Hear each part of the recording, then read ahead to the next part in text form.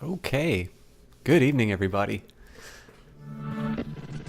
This is not a normal day for me to stream. This is not a normal time for me to stream.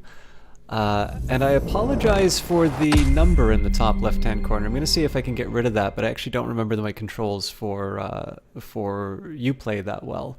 But we are here with Tom Clancy's The Division 2 Private Beta.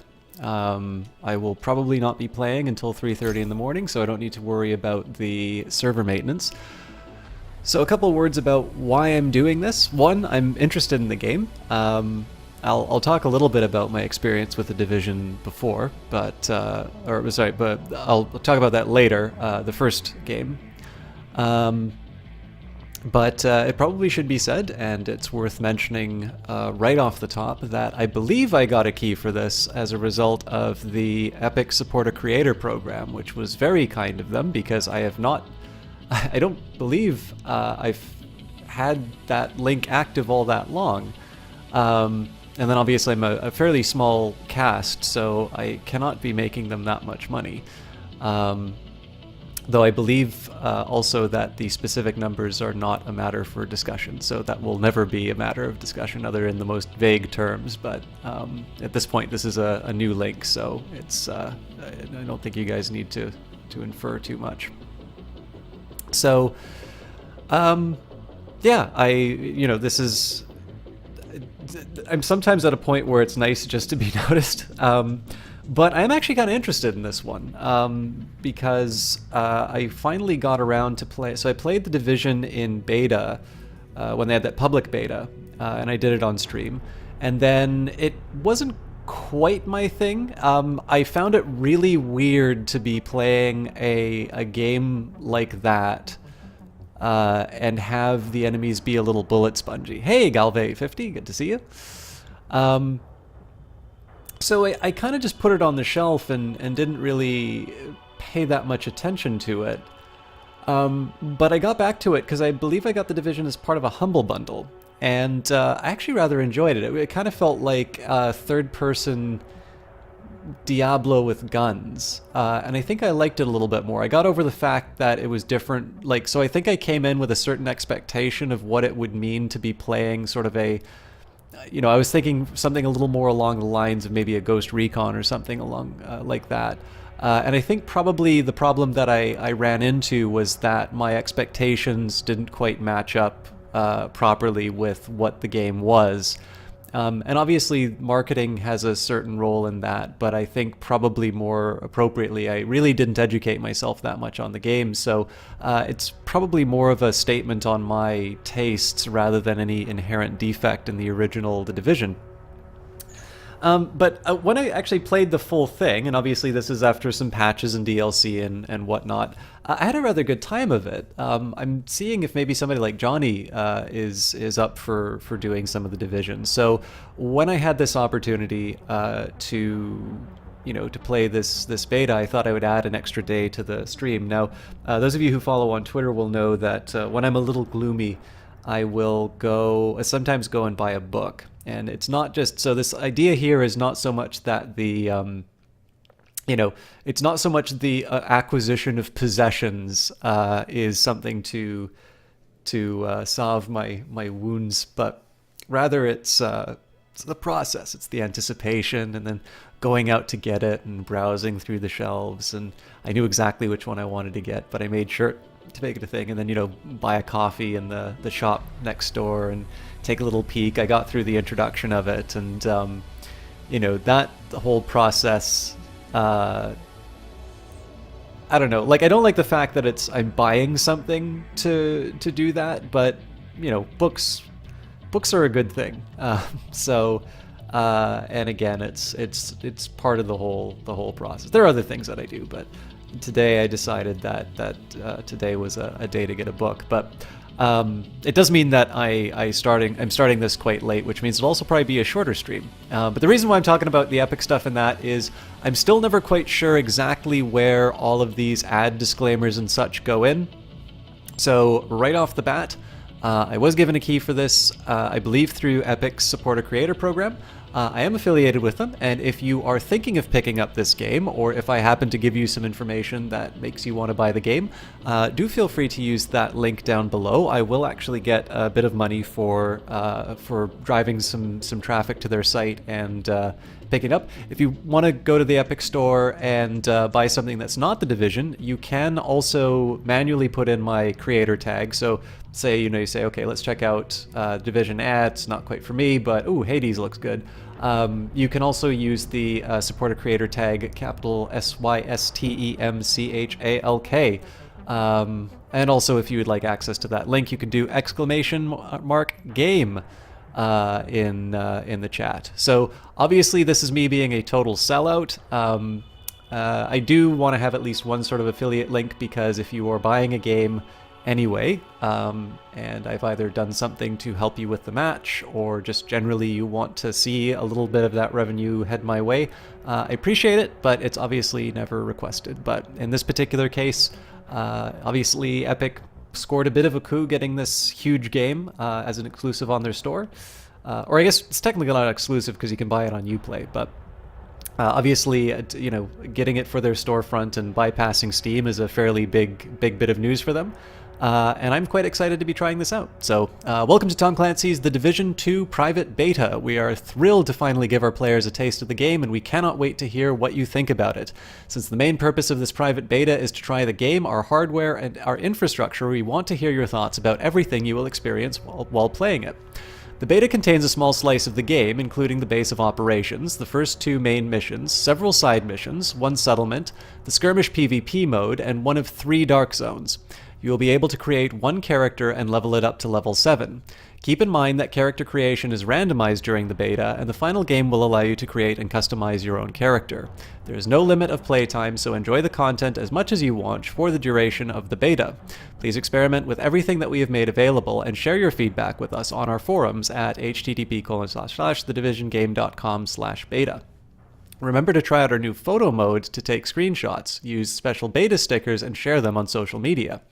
For the latest news about Tom Clancy's The Division 2, follow us on Twitter at The Division Game, on Twitch at twitch.tv/TheDivisionGame, and on our official Facebook page. Have fun, agents. See you in the streets of Washington, D.C., The Division Team. Important notes, Tom Clancy's The Division 2 is still in active development. During the private beta, you may encounter bugs, as well as occasional server outages, and due to the pre-release status of the game, Ubisoft cannot commit to providing any customer support for the duration of the private beta. So, with those disclosures out of the way, let's play some games.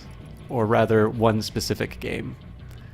Let me see if I can get rid of that little black line on the side of the screen. Oh, now I've gone and done it. I think that's as good as I'm... Okay, there we go. So, I don't think I know anybody who's in this game, unfortunately, so I think we'll just we'll make a new agent.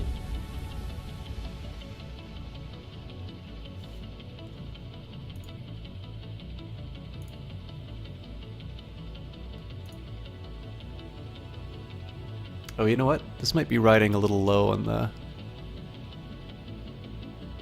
Unfortunately, I think this might be a DirectX 12 game, because OBS doesn't pick it up on its own. Now that's probably more a statement on my... that's probably more of a statement on my current settings, or on the current version of OBS that I'm using, but we'll live with it. Okay, let's see what's going on here.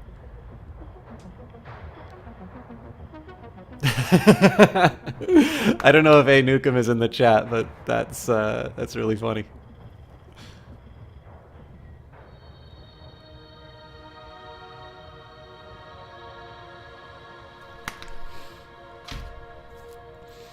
I don't know if I'm allowed to talk about my friend's cool new job, but my friend has a cool new job, and while I am sorry to hear that it will mean I don't have sort of this outside option. Oh, of course I have to go with this look.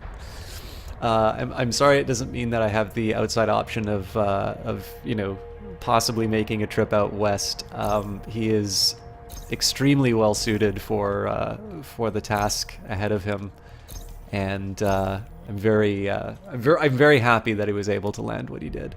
The only thing I don't quite care for is, I'm assuming these are tattoos. You know, I'm gonna try a couple more randomizations to see. Actually, that's a grizzled looking fella. I really like the chops. I should have gone with it.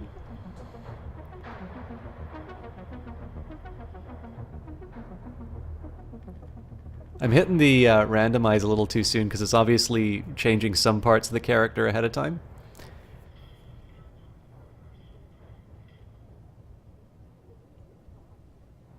When I was trying to get this thing running, I actually had a couple of really dramatic looking fellas. Oh, this is good. Okay, I gotta go for the sunglasses and all that. So sure, we'll run with this. And yeah, the legs do seem a little skinny, Galva, but I mean that's we took things like for that, granted. so. We expected coffee in the morning. We expected free Wi-Fi. When those were taken from us, we survived. When communications broke down, the trains stopped and the internet went dark, we survived. But when the pharmacies were looted and hospitals shut down, asthma became lethal. And with no police to protect you, did you own a gun? Did your neighbor? Some survived. Thank you, K5. Let me see if I can fix that. We are a resilient species. When our society collapsed, we found ways to go on. Sorry about that. Now, Thank you for very the much. first time I in will thank you centuries, properly when the cinematic's what we done. want is also truly what we need. In the face of disaster, we helped each other. We built new communities in the ruins of the old. We adapted. We survived. Established a new normal. But there are also those who build nothing. Create nothing. Hyenas preying on the weak. They've made our world bleed. But we don't stand alone.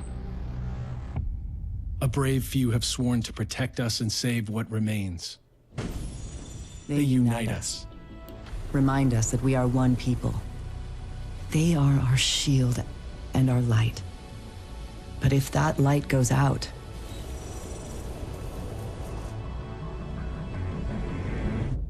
Who can save us then?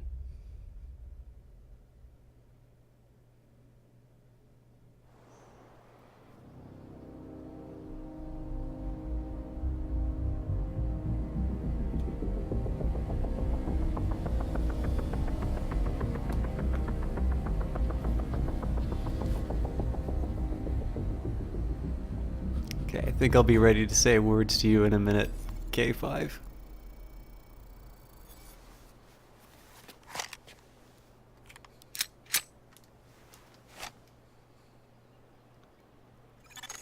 Incoming alert on the SHD emergency channel.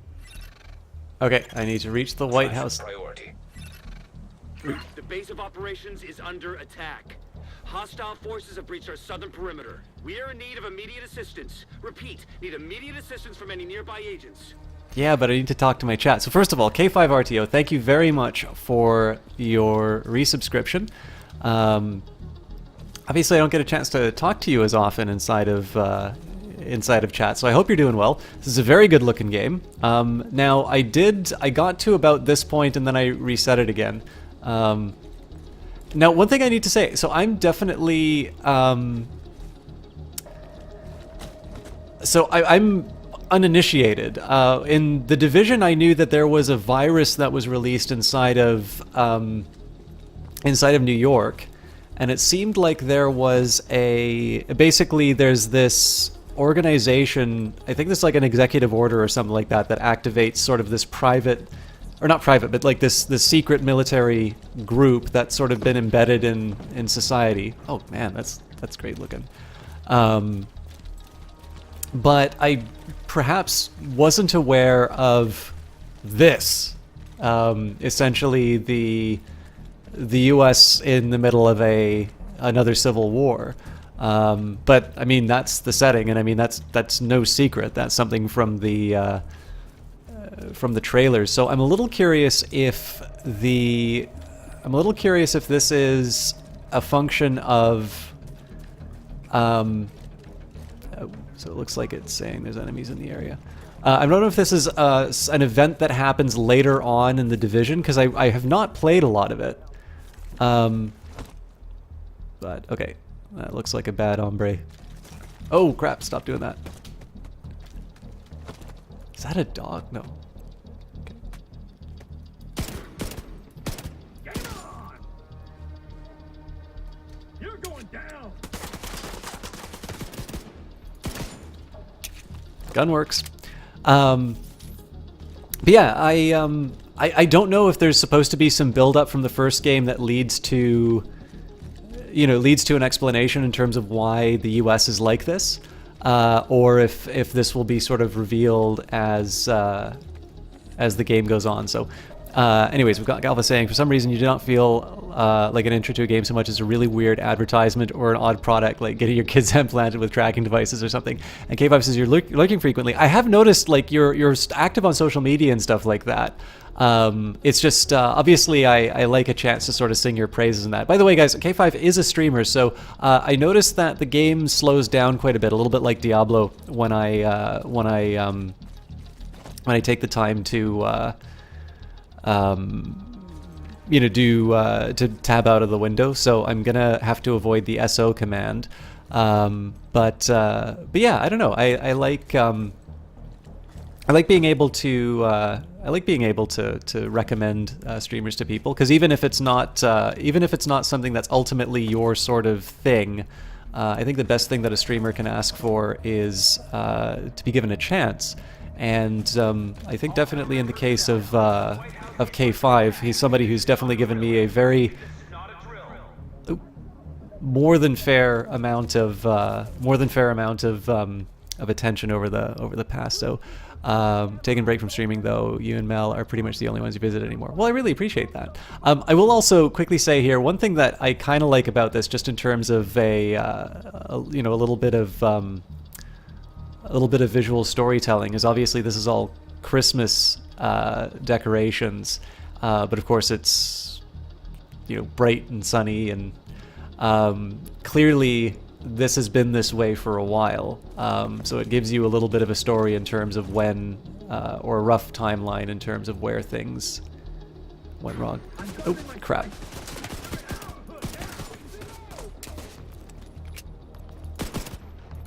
Oh, crap. I'm also getting hit. Get behind cover, you fool.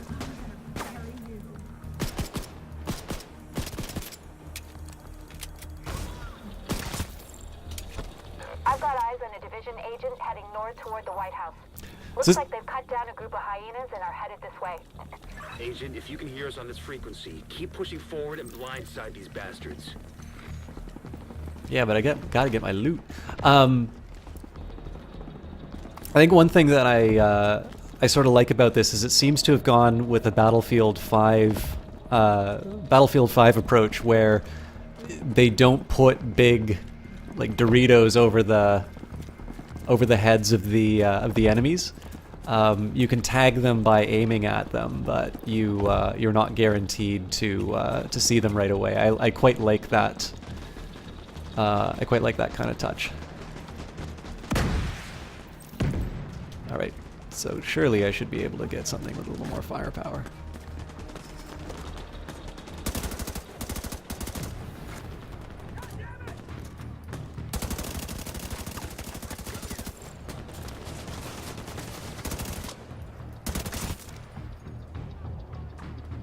I sort of obsessively reload in games like this, so okay, get out of there.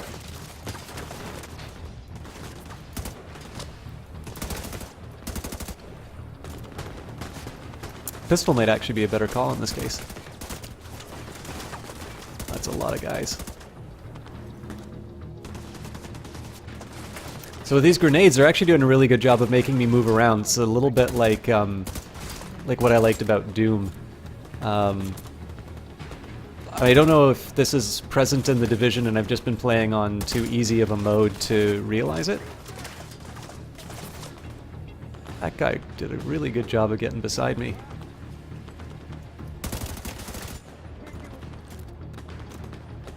But yeah, so where in games like this, I really tend to sort of like hold my position and sort of try to go for as many headshots as I can. Like the game's just simply not letting me do that sort of a thing. Like you'll notice I'm constantly moving over. I think there might be a guy, yep, trying to flank me. This is really well done. Okay, so I gotta get out of this. Please get over. Whatever. I think I got lucky that nobody tried shooting at me while I was... Let's go.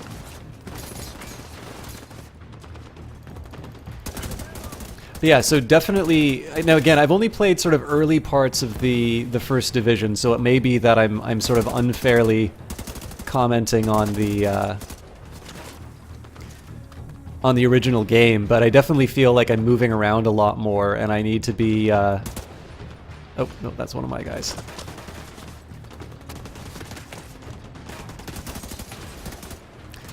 This is not great.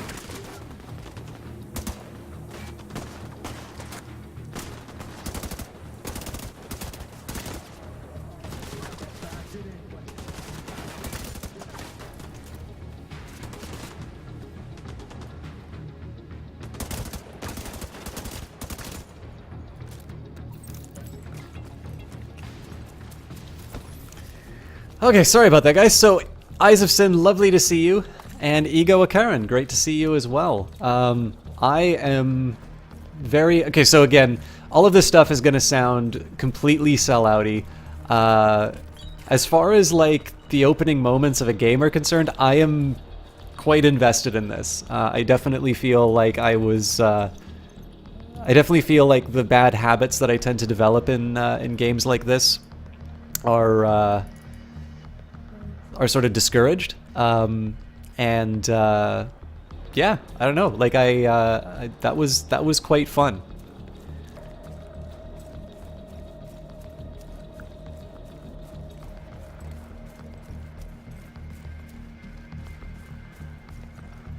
There's the agent. Get that fire out.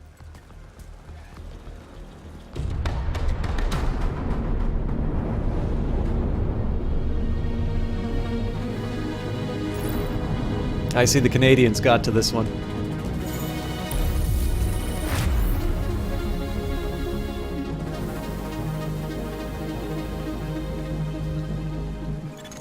Entering safe area.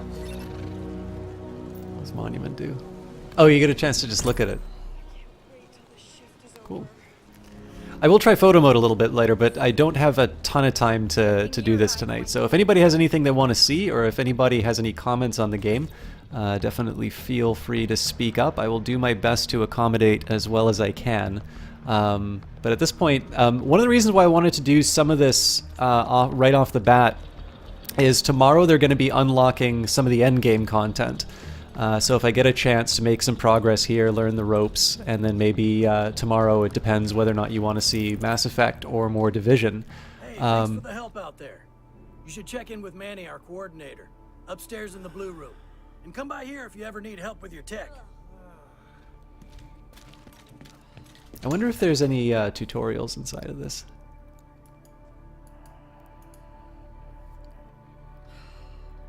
Let's take a look at photo mode. Ah, cool. So I can get a photo of me.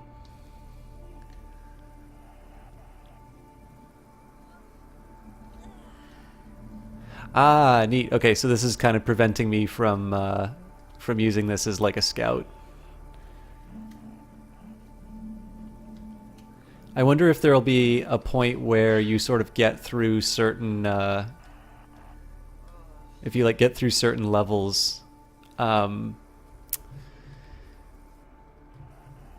like you know, you reach a certain level of progress, and they say it's like, okay, you can basically take a photo of whatever you want. I don't know if I can make any of this particularly dramatic.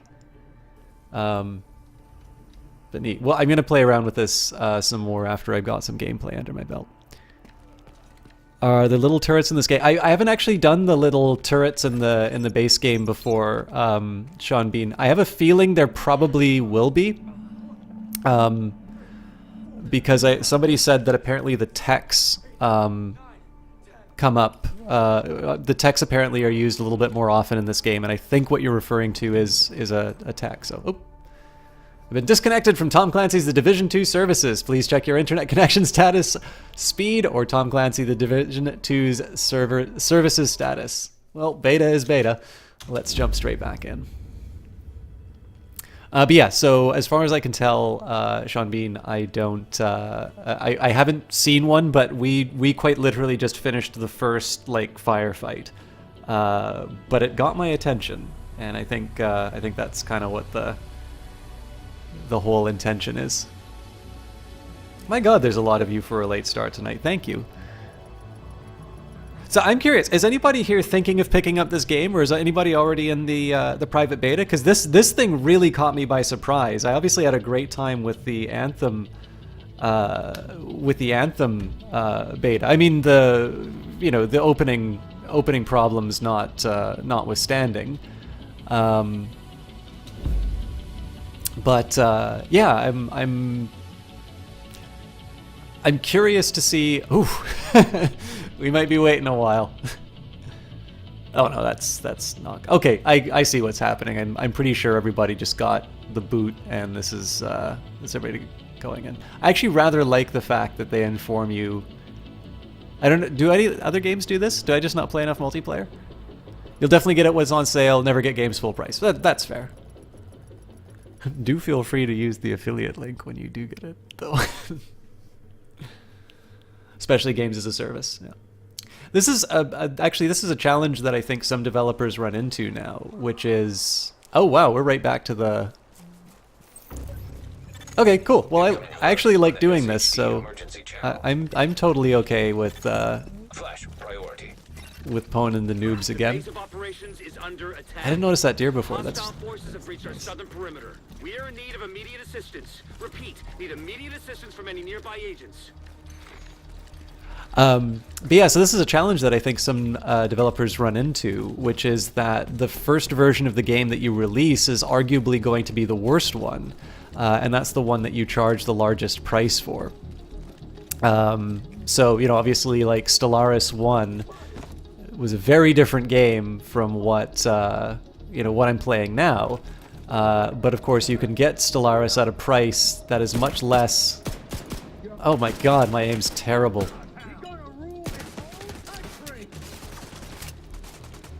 All right, let's get rid of the weak guy first.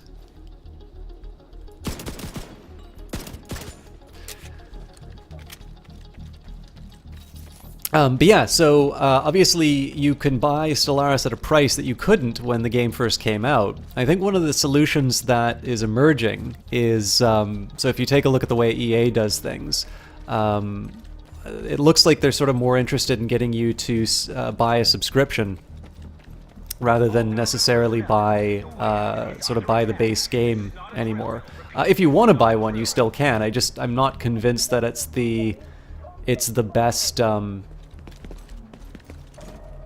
Okay, I think this guy, this one had the grenades, so we'll take them out first. Ladies first. Ah.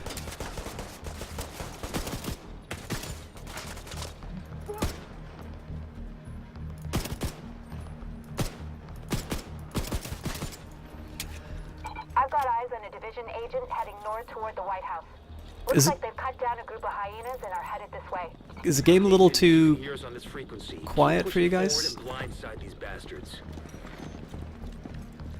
Yeah, anyways, so in the case of the Epic Premiere Pass, the whole idea here is that you've got this big old, stack of content that you're getting. Obviously, Battlefield 5 is getting a ton of updates. And the Battle Royale mode is coming in, I think, in the next patch and whatnot. And so the idea here is that, I think you're a little bit less invested on buying a particular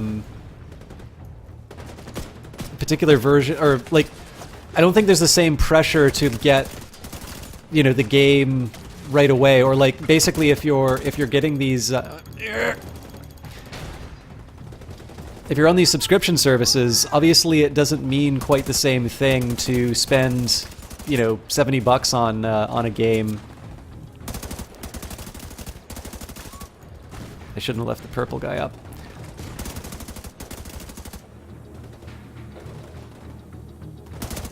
At least I'm not getting flanked this time. Oh, that's a really good use of smoke. I didn't even realize that.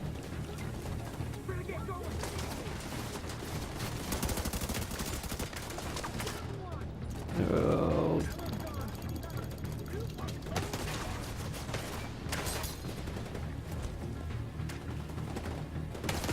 Come on, dude.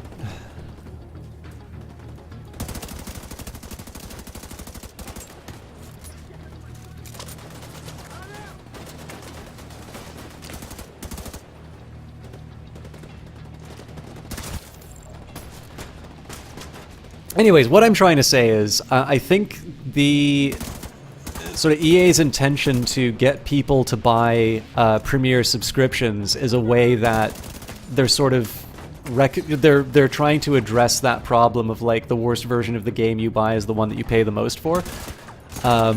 Because in the end, right, like if you don't think Battlefield 5 is ready, well that's fine because you can just go play, I don't know, like Battlefront 2 if that's your thing, or Need for Speed, or, you know, for the people who are, I just screwed myself so badly. I did not realize there was these many guys. Okay, I think I can survive this.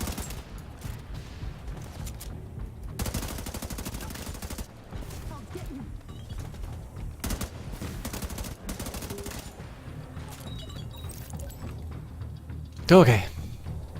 That's what I get for trying to carry on a thought while playing the game. But yeah, I don't know, like, it strikes me as a bit of a, like, nobody's, I don't think that's a perfect model for people, but I do sort of like this, in principle, I sort of like this idea, because if you've got, you know, your quote-unquote Netflix of games, essentially what happens is, oh, I'm probably dropping some frames, aren't I? I think this is because I'm doing it in windowed mode. I might have to play around with this offcast. But yeah, so the idea... There's the agent. Get that fire out. I think the idea for me is that... Oh, Biggin482, thank you very much for following.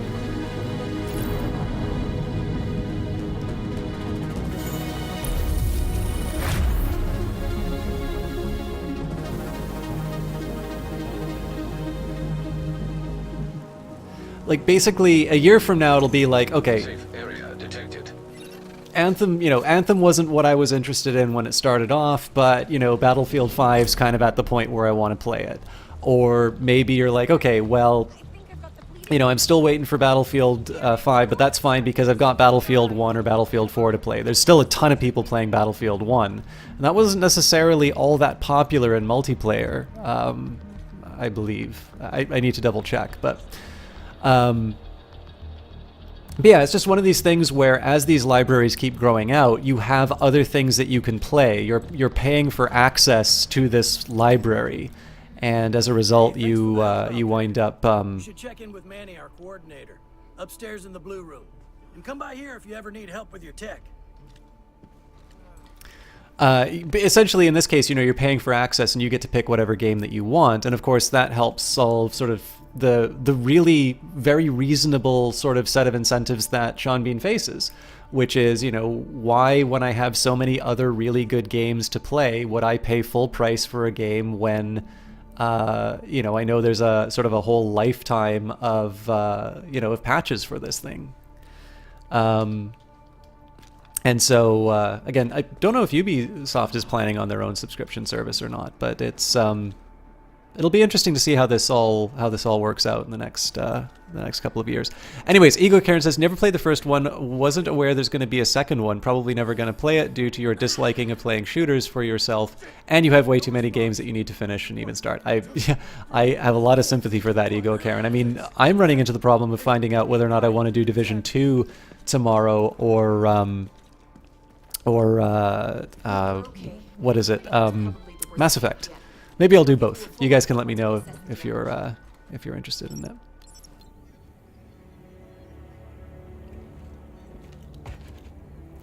This is you.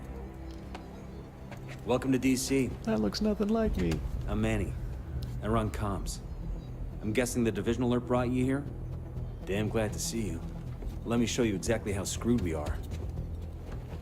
Ever since the JTF imploded, the city's become a playground for murderous fuckheads. There are several main factions, and a whole lot of bottom feeders sucking up whatever the big dogs miss.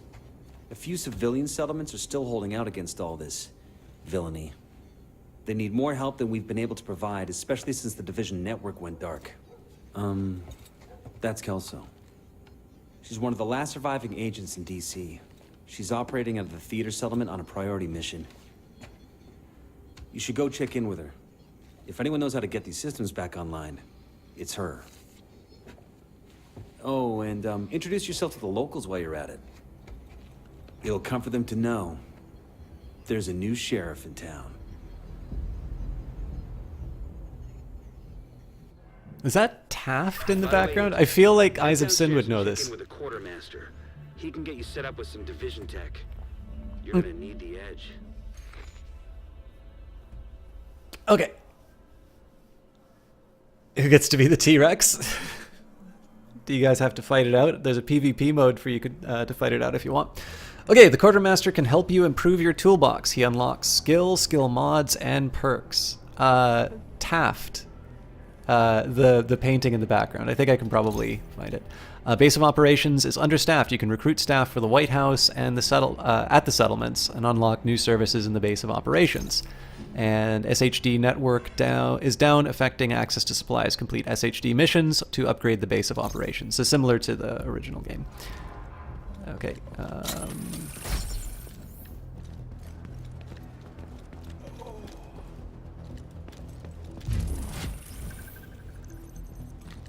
I leveled up just by walking in here.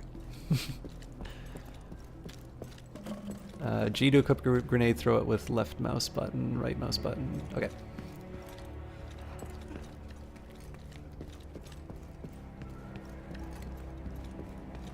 Maybe I'm not able to access that room again.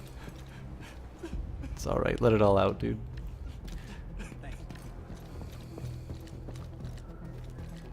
Yeah, it's behind this door, so... I'm pretty sure there's a painting of the president in the background. Okay, I'll start by talking to the quartermaster. I don't know if that's how I level up or if I just level up on my own.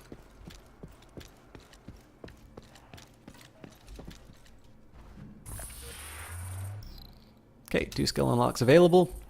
Division agent skills are based around skill platforms with a number of variants. There are 8 skill platforms available in total. Skills are unlocked by completing certain main missions. You can unlock the first skill platforms in any order. Choose which skill you want to unlock first. So we can do turret, so that answers your question. Who was it? It was, I think Sean Bean, you wanted to know if the turret was still in here. So the answer is yes, as well as a seeker mine and a drone, it looks like. So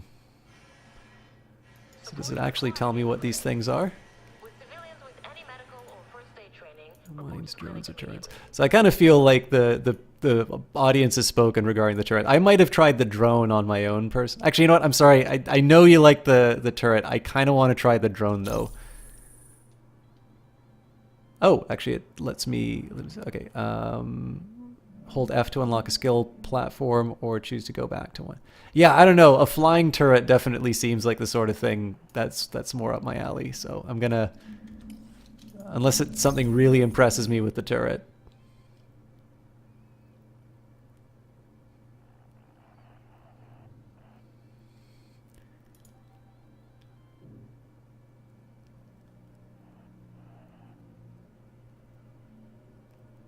That looks hilarious. And sniper turret.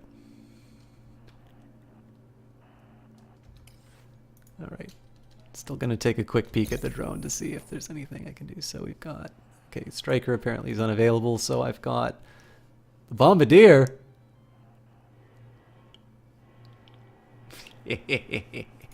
Or the Fixer.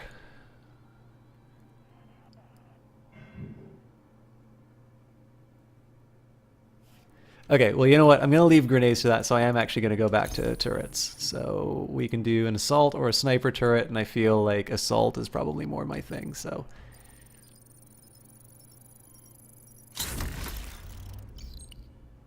Turret variant unlocked. The assault turret automatically tracks and attacks hostile targets, but this behavior can be manually overridden to track a specific enemy. Double tap Q to deploy. Okay. Once this new skill is unlocked, you can unlock skill variants after its functionality. Gather SHD Tech by playing SHD Tech missions, leveling up, and looting SHD Tech locations. Then return it to the base of operations to unlock skill variants. Perks are passive bonuses that will enhance your character in various ways. Perks are applied acquiring SHD Tech. Perks can be unlocked in any order. Some perks have upgrade levels. To unlock the higher levels of these perks, you must first unlock the lower levels. Some perks have extra requirements that need to be met in order for the perk to become available. Pick a perk to immediately gain its benefits. Once acquired, they are always active. So I can gain another weapon slot. It looks like it's forcing this choice, so... Can I not? Alright, another weapon slot it is. Agent requesting backup. Gather more SHD Tech by playing SHD Tech missions, leveling up, or looting SHD Tech locations. Once you have enough SHD Tech, return here to the Quartermaster to unlock more perks. Well, it looks like I've already got enough for another one. So I can add another skill slot, armor kits. Is there anything about aim or damage, which are... Aim or damage are like usually my... Magazine might be one.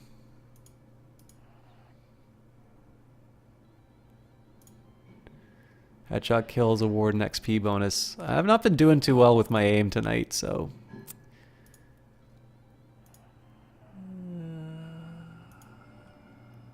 We need to find that item. You know what? Screw it. I figure it can't hurt to get more XP for things. The theater settlement is off to the east. You'll probably run into some trouble along the way. You'll have to do this block by block. I'm sure you'll be fine. Check out firearms. Visit the gun range. Find a Soya in the theater.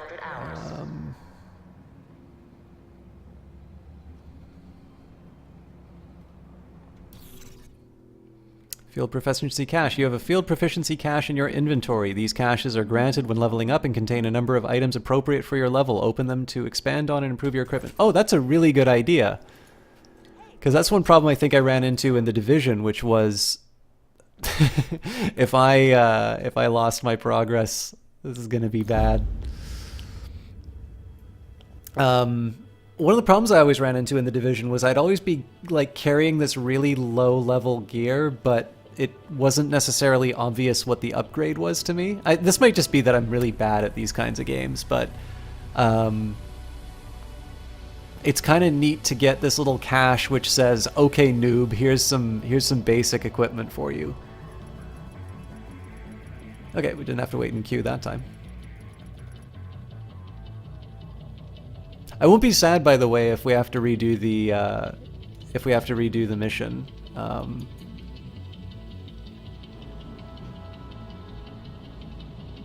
Because that means I'll be able to look at that poster again. Oh, well, we did need to wait in queue. All right.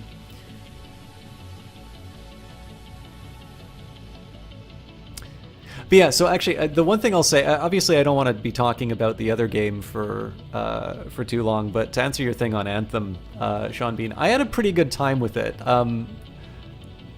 Flying around the map is surprisingly engaging. I'm not 100% sold on the like the story part yet. But somebody actually pointed out that the model is very similar to... Non-essential electric generators will be switched off during daylight hours. Thank you for your patience.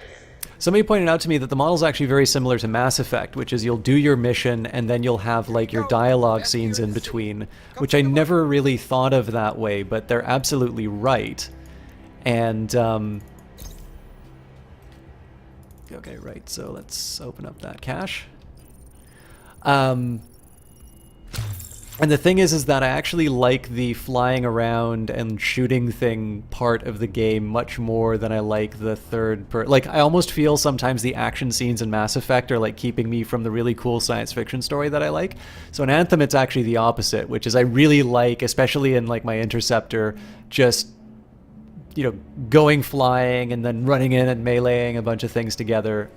So it's pretty unique. I'm definitely looking forward to it, but I'm already in the Premiere. I'm already in the Premiere subscription, so you know, it's costless to the marginal cost of playing Anthem is 0 for me. I've already paid for my year, so.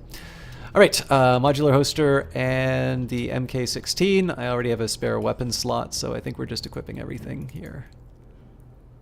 No point for that. Actually, you know what? I'm gonna start right away. Apparently, I can't deconstruct this thing.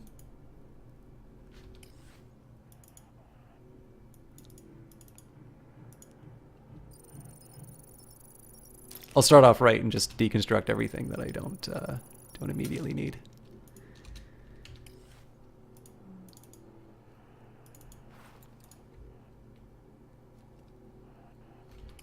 Whenever it asks me, are you sure you want to? I'm worried.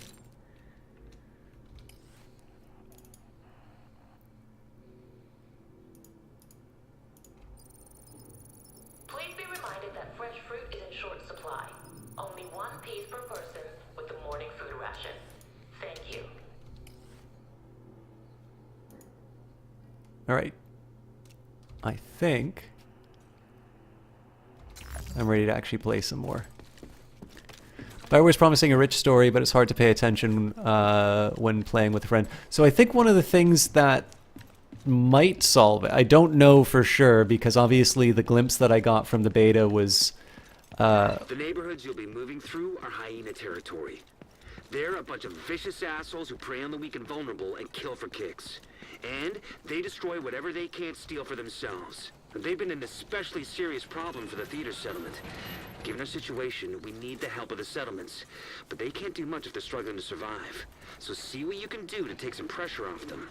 But don't forget that we have to get the Shade Network back to full strength. In a lot of places, the Division has been the only thing holding people together. But where DC is the priority, most agents are completely cut off. They're not gonna last long without support. Looks like my unlocks didn't happen, so... yeah, so Bioware's promising a rich story, but it's hard to pay attention when playing with a friend. So I think the way that that might be handled is I don't know if you're able to actually be with your friends when you're outside of your Javelin.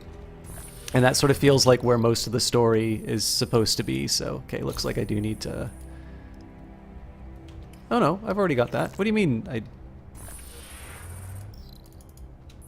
Maybe it didn't save the... Oh no, I just have another... Okay, that's fine. In that case, I think I will go for the Bombardier.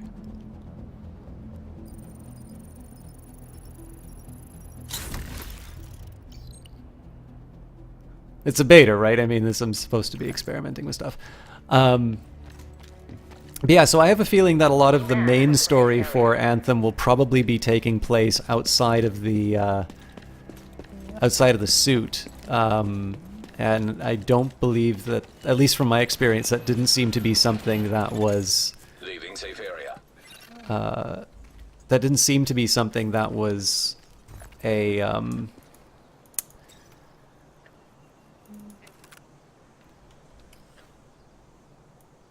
should probably switch this around, actually. So, number 1 is the best equip. Number 2... and pistol.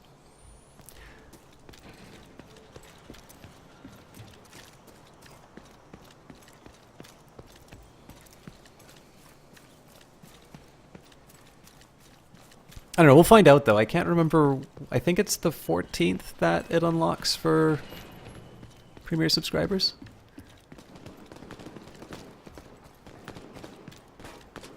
We'll figure it out. Obviously, this this should be about. You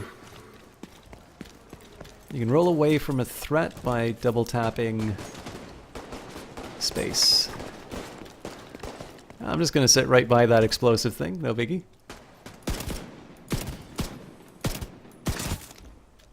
That's bonus to XP. Stay the fuck away. Language. Also, I thought I enabled subtitles. I'll try and fix that.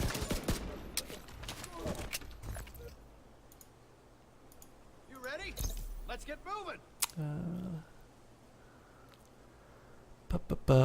Configures 2 monitors offsetting the games. Oh, that's cool. I'm never going to do it that way, but... Oh. I'll definitely enable that next. I already thought we were on DirectX 12. Where are you for subtitles?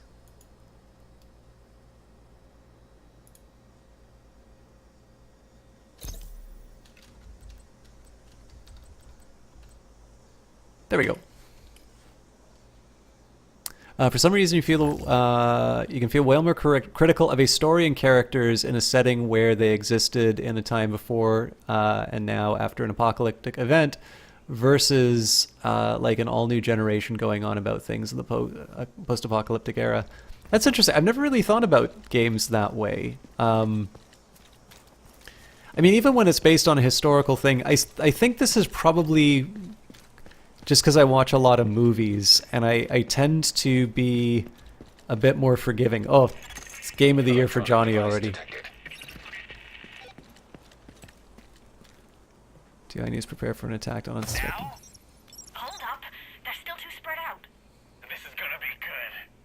Not if they notice us first. Keep your goddamn head down. Look at those idiots. They have no idea what's coming. That's the fucking idea. Get your fucking head down.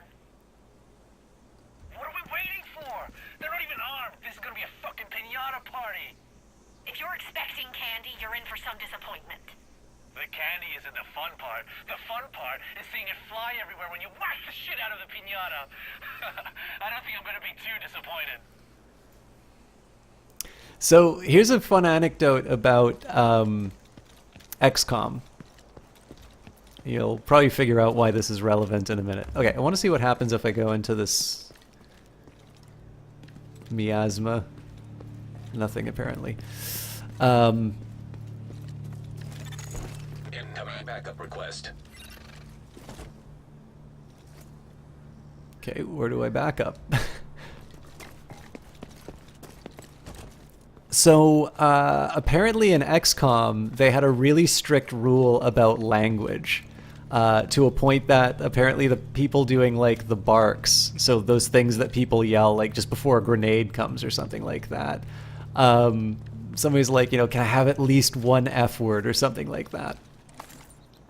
And apparently the reason they didn't allow it was when it's a bark, it's really noticeable and the game seems very sweary. I was more aware of this, actually it wasn't from barks, but I was really aware of this in the Beyond Good and Evil 2 trailer, where I'm like, why is everybody so sweary in this one? And I felt the exact same way about that little bit of dialogue. And it's funny because I'm not actually that bothered by foul language, but it's really noticeable. So in the case of XCOM, when they didn't have some pretty strict restrictions on the language that was being used, good lord, I'm bad at aiming. Apparently the game just seemed really sweary because of you know, having one F-bomb just makes the game suddenly seem, just because it keeps getting repeated. I didn't even notice that guy. This is one thing the game's really good at getting people to sneak up behind you. But yeah, so the game seemed a lot more sweary than it was, just because it happened to be that, you know, when you hear these little barks, they're repeated a lot. So, anyways, I have no idea if that was an interesting anecdote. I'm just gonna carry on with with the mission. And it looks like, I think this actually might be my computer showing its age, but I am noticing a little stuttering. So I'm going to see, I think DirectX 12 should fix a little bit of that. And I might want to consider doing a slightly more permanent transition to OBS Studio. Okay, so do any of these have a grenade? No. Agent requesting backup. I'm gonna kick the shit out of you! There's no escaping me! So it is cool that headshots mean a lot more in this game. I'm flanked, aren't I?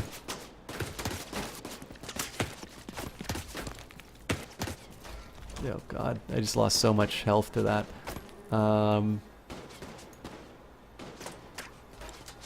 And you know what? I was probably wrong, but anyways, this guy's moving up, so.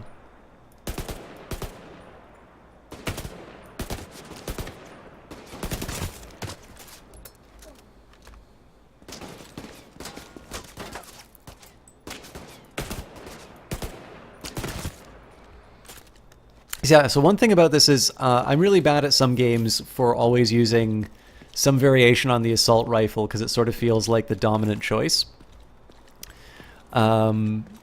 This one, it's sort of feeling like, you know, the pistol's a viable option, even though it sort of seems like the, at first glance, it seems like the infinite ammo option. Actually, are these both rifles? I should check.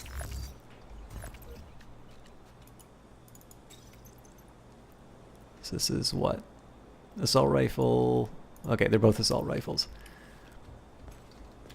But yeah, it definitely kind of feels like these things have, or at least like between the rifle and the pistol, it sort of feels like they have, they each sort of have their own place. Not saying it cannot be done well, it's just more challenging, like where you're playing someone who's always going to the farmer's market and running a pretentious artisanal soda company off a trust fund that you got from your characters, and then a few weeks later you're some soldier battling zombie. Oh yeah, sure. I mean, it's a little bit like, I mean, it's like anything, right? There's no rules for, you know, for writing, you know, writing a perfect any kind of story. Like, there's definitely 101 screenwriting books that'll tell you how to make a big Hollywood hit, and there are definitely lots of obvious ways to make bad movie scripts. But I mean, movies like Being John Malkovich or Adaptation sort of show how you can make complete nonsense of the sorts of things that people take as like absolute necessities for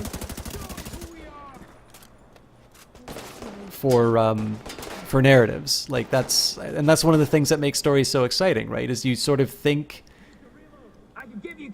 you know, in some cases, I guess it's sometimes just both surprising but inevitable. Like, there's a lot of movies where it's always like, well, of course it had to end that way. Like, there's no other conclusion when you think about it. And yet, at no point when you're sitting and watching the movie, do you ever say, okay, well, obviously, you know, this is how it's all going to turn out. Usually. I actually heard a really interesting argument about movie trailers and whether or not they give away too many plot points. And somebody said that, like, in terms of Greek tragedy, everybody knew how they would end. Like, it was more about the journey rather than the destination. Now, obviously, we sort of live in, particularly in more like nerd culture, we sort of live in this space where, like, oh my god, no spoilers is like a cardinal rule for most, oh, what am I doing? For most discussions. And that's very different from the way that we are both sold sort of entertainment products as well as you know, as well as the way we've sort of traditionally experienced them. But I've really gotten off the point of stories. So yeah, I agree with you completely, Galva. Like, the implementation makes all the difference. You know, maybe a good example of this would be, I'm not necessarily much of a horror movie guy, but I definitely think Jacob's Ladder is an exceptionally well done film. and it's you know, it's a horror film. Portable device detected. Echo nearby. So this is kind of interesting. I mean, this is one thing that I'm not really comfortable with in a lot of games, is when there's like, oh, you need to save this person right away. It's like, ooh, but I can get loot in this spot.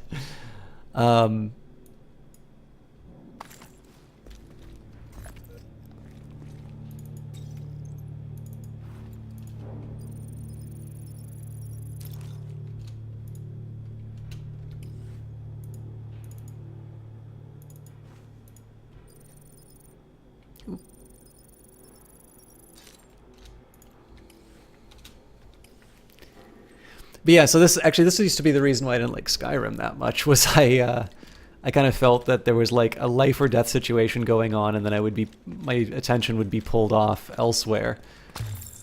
And I just did the exact same thing here. And I remember the echoes in the old game used to sort of give you these little stories about what happened in the area. But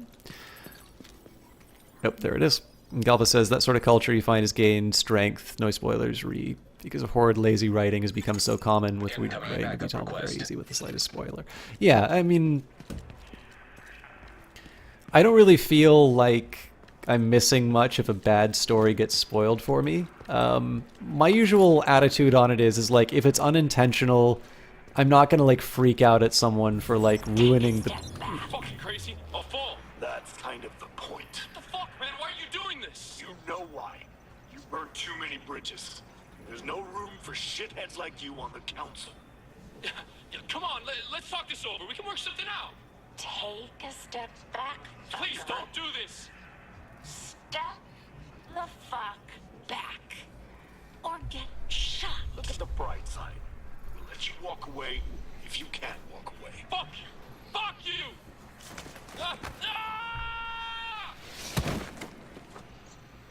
I don't think he's walking away.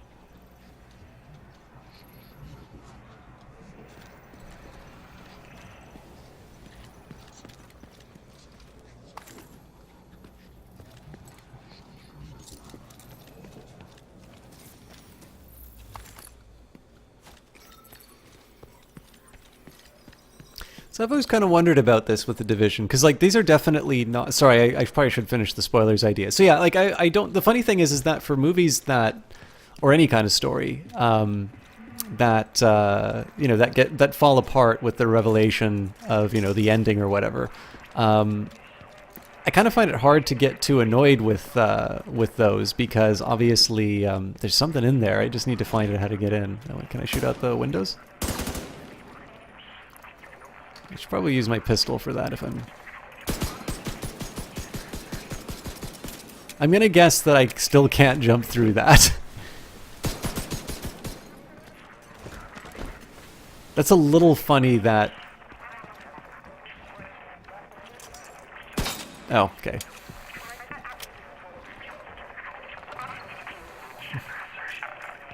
I understand people are afraid I'm gonna print up another virus with the help of my friend Vitali and turn it loose. What would I call it? Greener poison? The rubel flu? That's an interesting exercise. The question you have to ask yourself is, what's in it for me?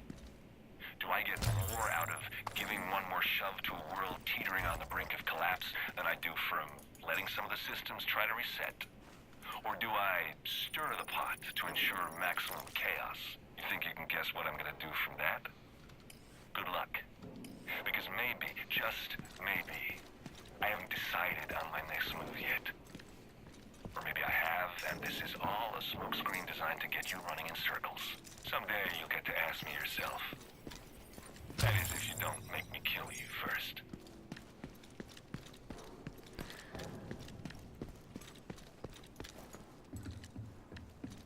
If over 90% of the enjoyment is dependent on some twist or M. Night Shyamalan. Yeah, well, I mean, this one I'm a little more placid on, just because in the end I sometimes try and focus. That's one that's easy for me to just focus on the positive. Like, it doesn't really. For me, it's not the spoiler that makes that a bad movie in that case, in my opinion. It's usually It's usually just the merits or lack thereof of that particular story. Agent in need of backup. Yeah, this is the thing that I'm really bad at for these games, and I don't know if it's the game's fault or mine, but like when it says, you know, agents in need of backup. Oh, but first let me go loot this thing.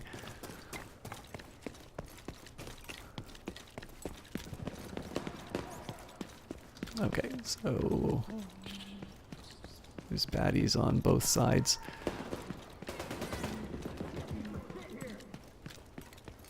I don't think they've noticed me. Possibly. I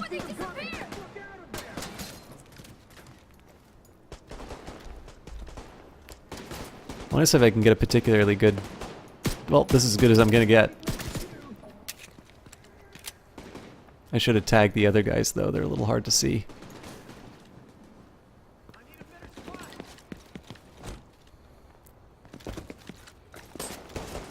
Oh, I'm on both sides. Crap. I can't believe that was a headshot.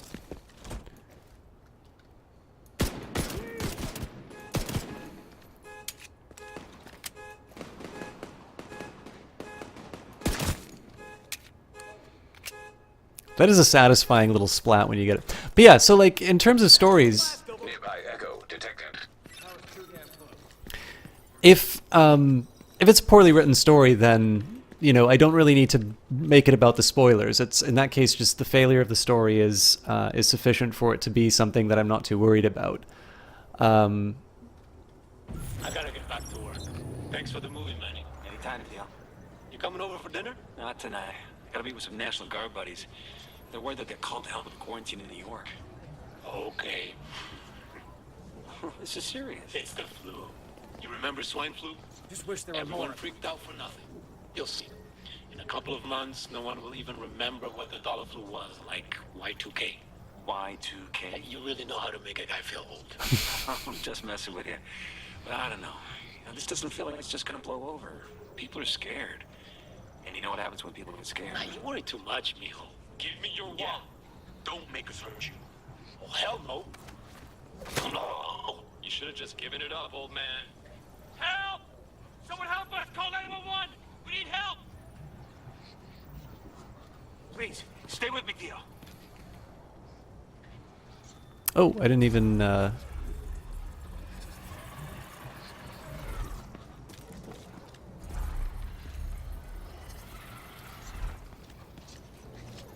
Interesting. So yeah, I kind of like these because they do seem to be indicating a little bit about what happened between the events of the first game and the second. You're coming up on the theater settlement. The woman who runs it is named Odessa Sawyer. Try to stay on her good side. Got a monument. See, I've never been to Washington D.C., so I don't know. Oh wait, is this the same theater? I might know what theater this is. Safe area entered. You guys are kicking ass, Agent. Completing main missions will reward you XP, but they can also grant you skill unlocks, SHD tech, or upgrades for the settlements, the base of operations.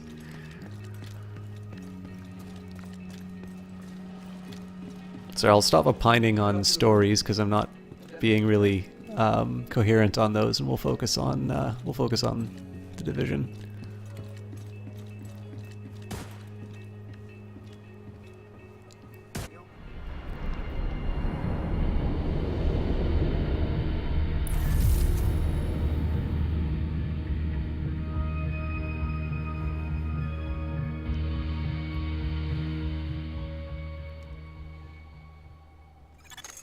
Incoming backup request. Come on over and take a look.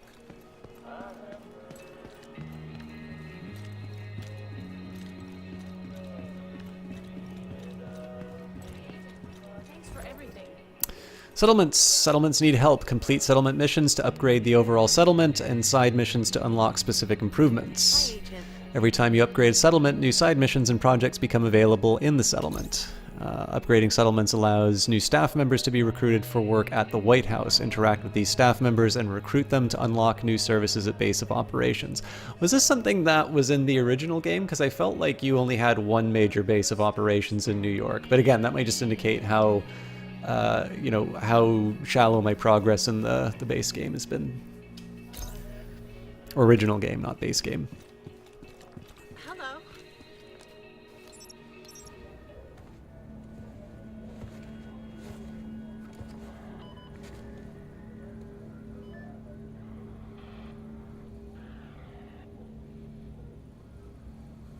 If you're looking for Agent Kelso, she just left. I should have gone with her. But I'd only slow her down.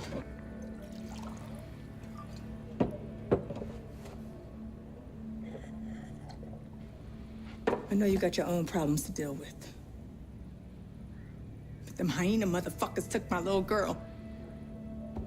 To get to me.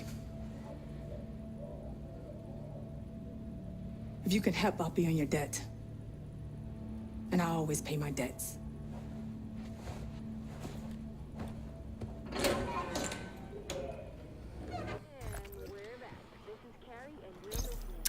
Settlements are civilian safe havens that stand opposed to the hostile factions in the city. Use settlements to acquire new main missions, side missions, and other activities. Through your help, the settlements will upgrade and grant you staff that... Okay, we already read all that, sorry. Yeah, it's funny, like, we seem to... Like, everyone seems to just immediately go for the strongest, strongest terms available. And again, I sound like such a... I don't know, like, I sound like some school marm every time I say it, but it's just funny. I think this might be just because I've been paying attention to writing a little bit more. You know, I think probably it's some of this I can lay at the feet of Cultist Simulator. Because obviously you become so aware of the writing and the voice that it takes and sort of the implication, so that when I play a game where the dialogue's like this, it sometimes just feels...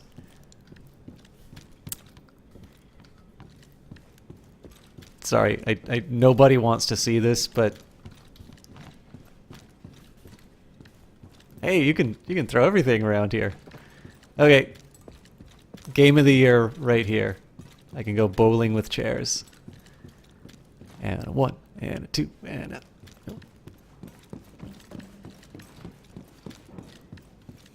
Where's that ball? There we go.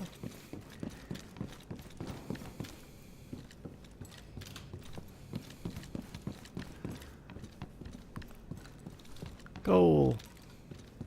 Goal. Goal. That's enough of that. But yeah, I just become a little more conscious of... Okay, actually, no, it seems like I'm supposed to be going in here. Or maybe not. Let's see if this goes anywhere else interesting.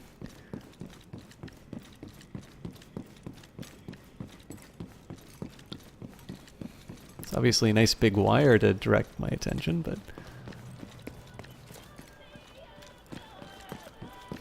No. It does not go anywhere. Yeah, I don't know. It just, I think I've become a little more conscious of it just because I seem to be... I think I'm just probably listening for it a little more often. Oh, fantastic.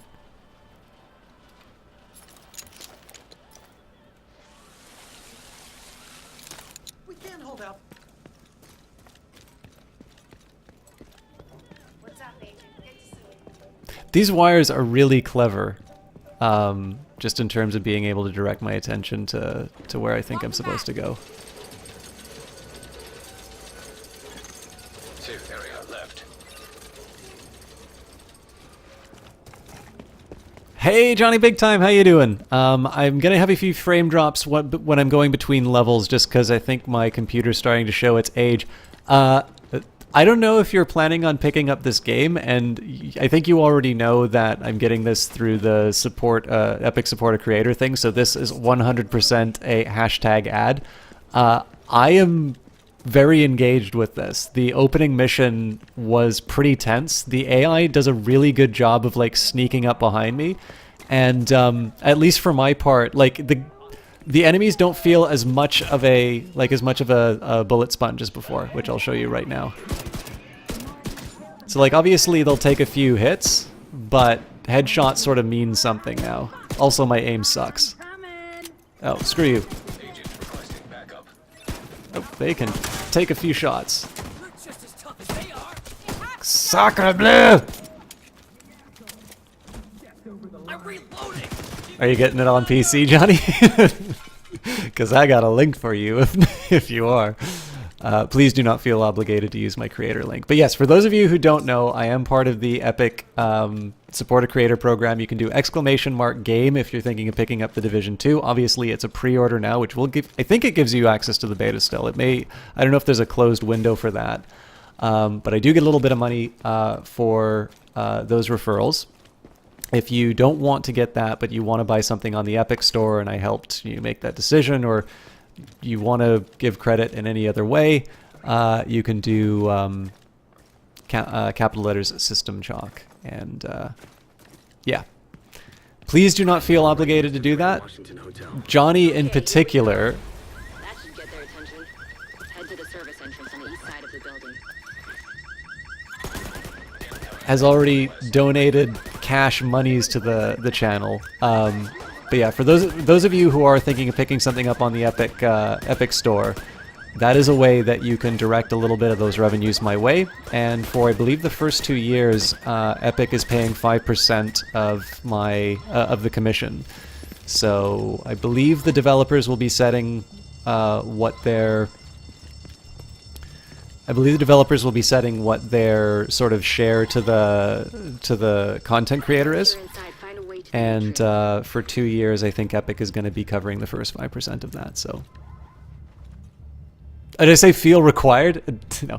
Please do not feel any obligation to that. If you want to support the cast, that is a way you can do that, and I would definitely say do so for purchases that you sort of were thinking of making already. Like, obviously, please do not, if you don't feel comfortable getting an Epic account, as I learned with the case of GOG, so I was going to put this in a blog, but I think it's probably worth saying now. So I am not in a position to tell people, you know, this is a great storefront, you need to do it right now, because I honestly cannot tell you whether or not that storefront will be behaving properly in the future. I really liked GOG, and GOG is not paying me money that they owe me.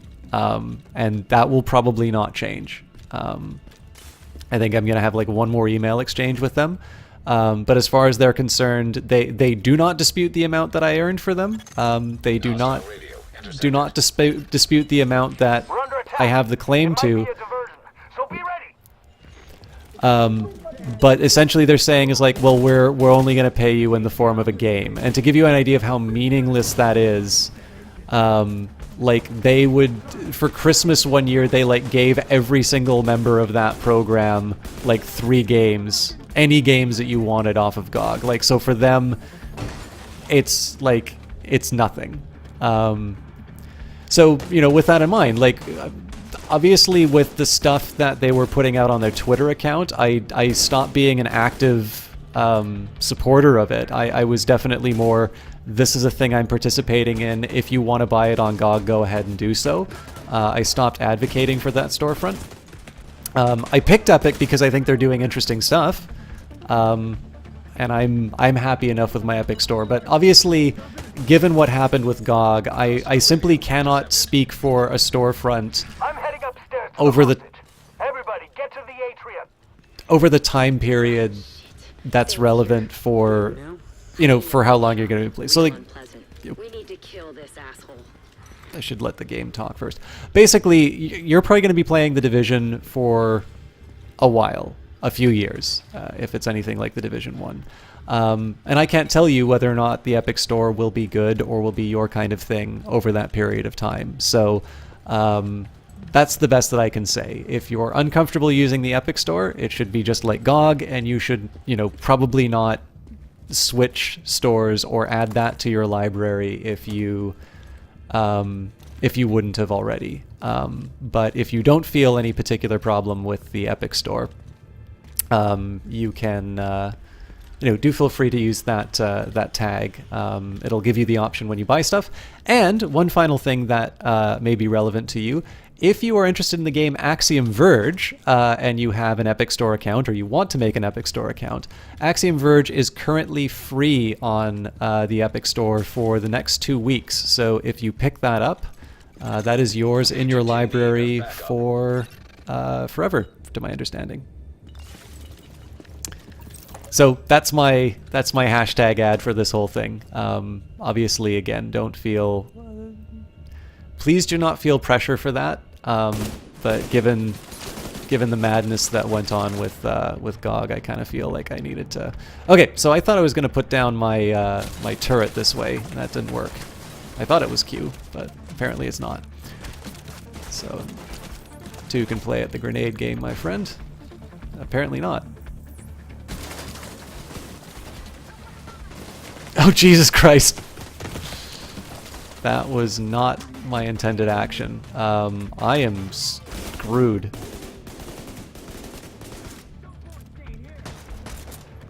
Okay, I gotta get out of here.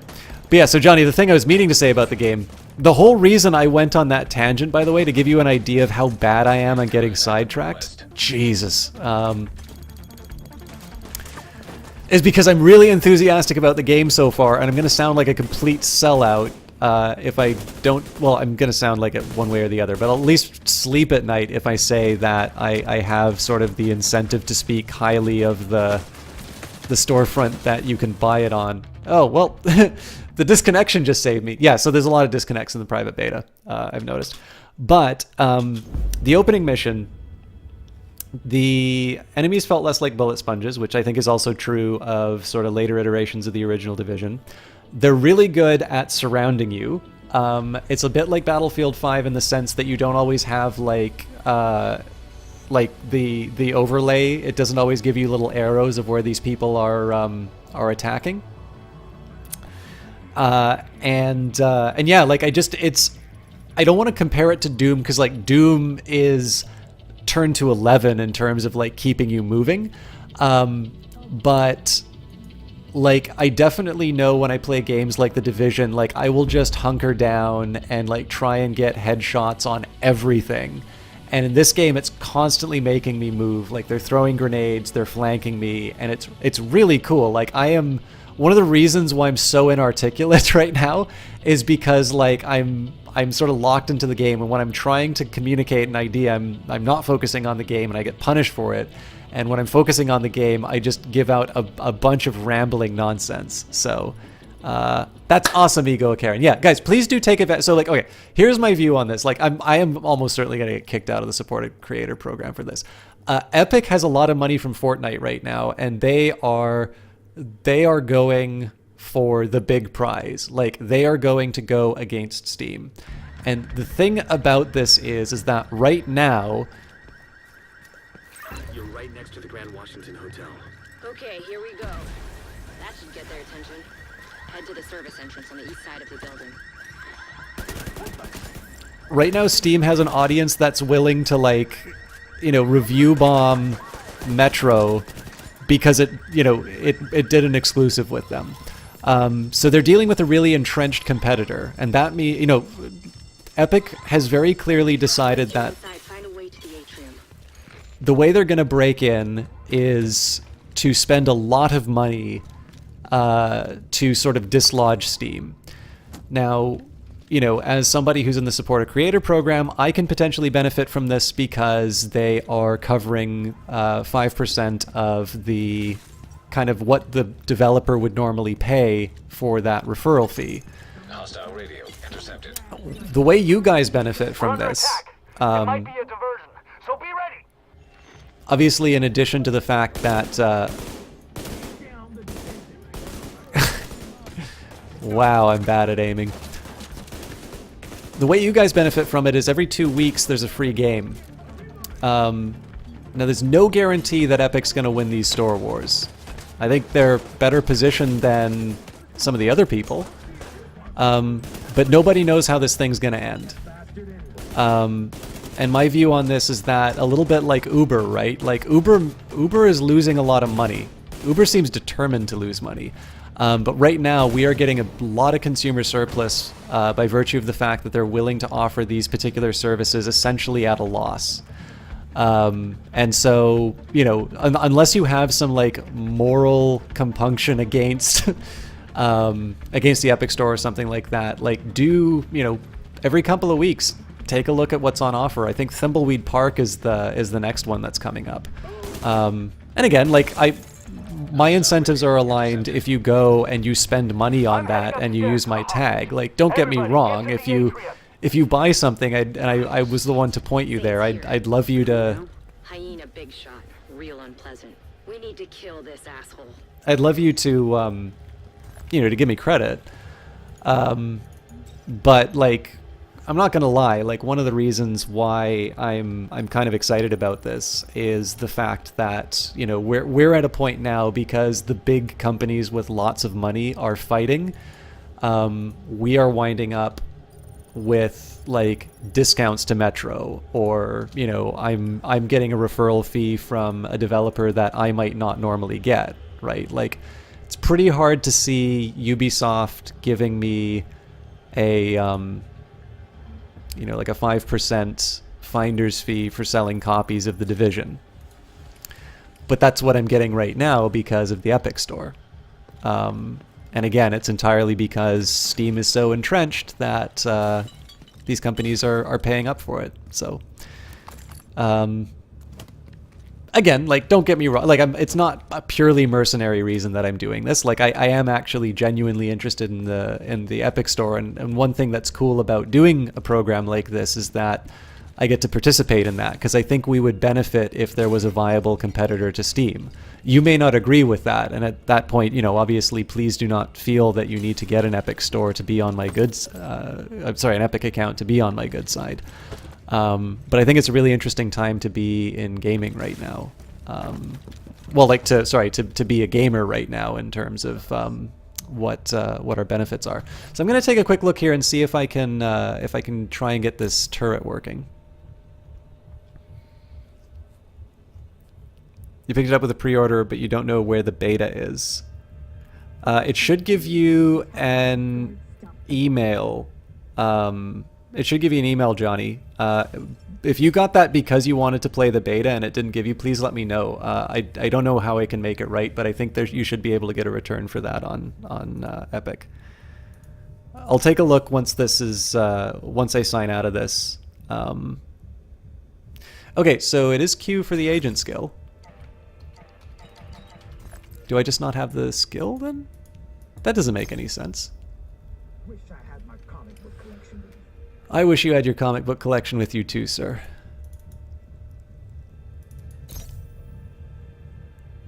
Oh, here we go. Okay. So apparently my queue is locked.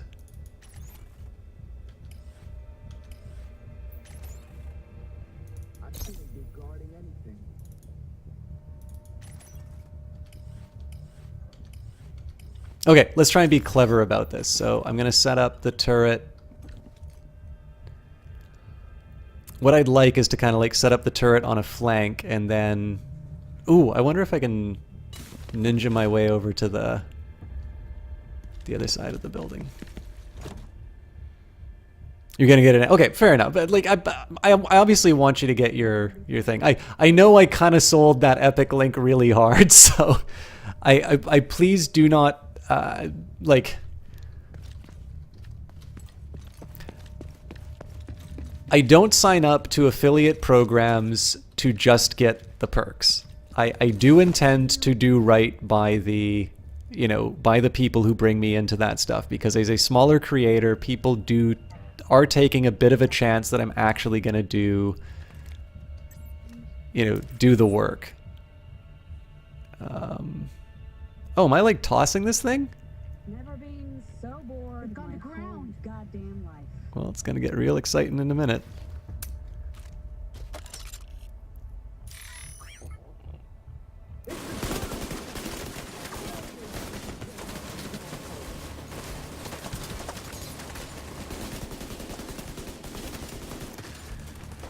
But yeah, so I know that for some of the stuff I do a bit of a sell. If you want to know why I'm interested in, you know, in these stores, I don't mind being very upfront about why I'm doing these sorts of things. If I am pushing a little too hard, please do not, you know, do not feel bad about letting me know about it. I don't want this thing to turn into like an eternal infomercial. But I'm also really excited that I was given an opportunity to play this game, because I've like in this period of time I've completely gone from like, oh, you know, a sequel to that game I played all of 15 seconds to wow, this is actually really fun to play. But I also sort of realize in this context it's going to make me sound like a complete shill. So anyways, sorry about that. Albadon is absolutely right to say consumers benefit from competition in most cases. So there's a free game every 2 weeks. You're going to get a game for every 2 weeks for probably almost never spending money there. Yeah, I mean, honestly, so like this is the thing. I can tell you why I think the Epic Store is interesting. I can tell you why I have wanted to see a good competitor to Steam for a while. I can say how much I am enjoying games that I have bought on the Epic Store, that are available on the Epic Store, that the Epic Store has given me. But I cannot make you buy something that you don't want to, nor do I have any interest in doing that. So if you want to go to the Epic Store and you want to just get free games forever, that's Epic's problem. It is their job to give you a value proposition that is enticing enough for you to spend money. Now, I'm going to assume that Epic's strategy here is that as you get this accumulation of free games, you're eventually going to say, it's like, well, I've already got so many games on here anyway, and, you know, this thing over here is worth... or Agent in need of backup. You know, this thing's like at a 20% discount compared to Steam. You know, I guess I'll buy it here, because obviously that's a cost saving to you. And then once you get used to doing that, probably over time, you'll be like, okay, well, you know what? I'm starting to think about this in just the exact same terms that I would the other storefront. And as long as you're getting what you want out of that, I don't see anything wrong with that. But look, it's like I said, I can let you know about why I'm interested in it. I can let you know about, you know, the option. Epic will also pay for exclusives. Okay, so that gives me no protection. You know, Epic can spend money to basically buy games for their exclusive for a while. There's lots of different things that they can do, but in the end, it's their job to convince you that they are worth spending the money on. And if they fail to do that, you get a bunch of free games out of it. So.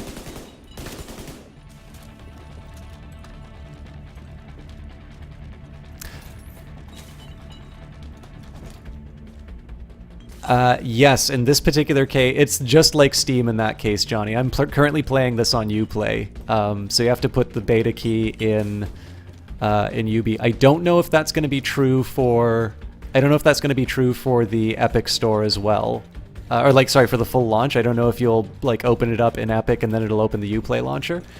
And again, if it is, you know, I believe you have the same terms as Steam. If it's like you're buying it on the Epic Store so that you can basically have another layer to play the game, like, do not feel bad at all about returning that. Yeah, 100% the private beta is only on the Ubi launcher. I do not know what the story is with the full game. Keep in mind, I don't have access to the full game yet. I'm going to assume that I'm not getting a copy of that, but I am debating on buying this, because this is, like, I don't know how apparent this is, but, like, this is, like, I'm having a good time with it. This is actually... So this is everything I was hoping the base, like the original game would be. Oh crap. Get out of there. So like this is the game I kind of thought that it would be, except for the fact that obviously you can still put like multiple bullets in someone with seemingly no consequence. And like this is very much my tempo, to use a Johnnyism. we traded.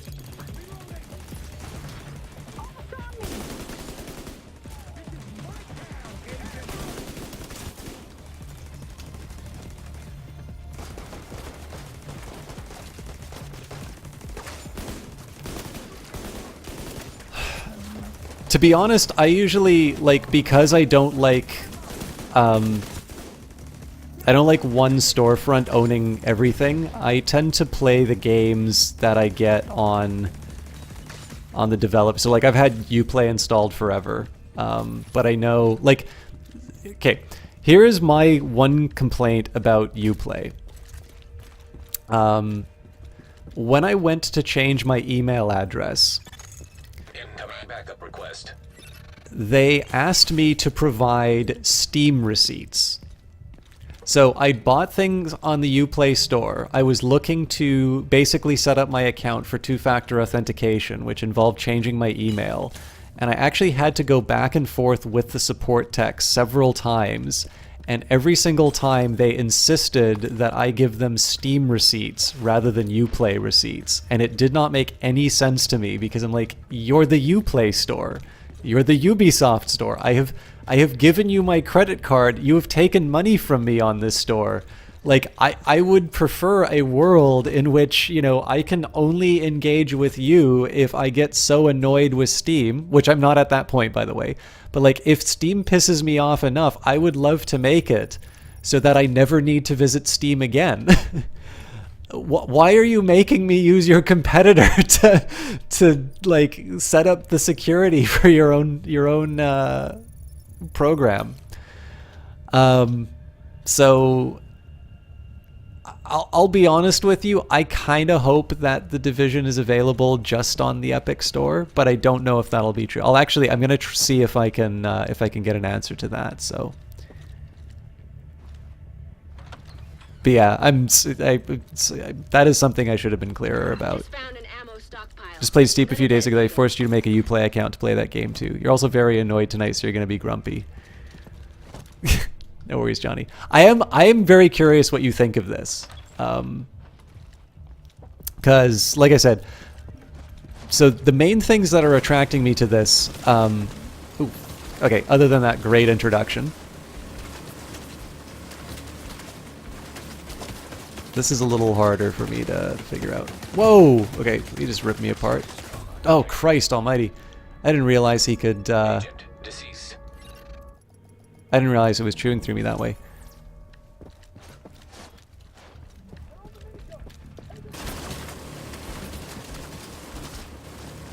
Okay, this is hopefully heavier cover.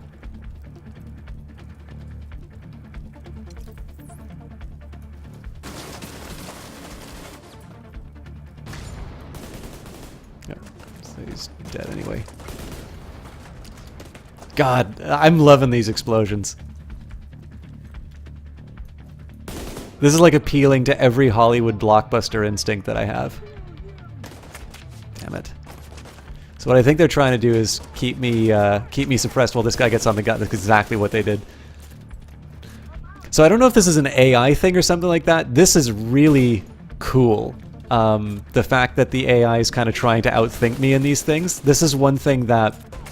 So even though I'm not big on, like, enemies that take multiple shots, no matter even if you got, like, a headshot. God, that's great.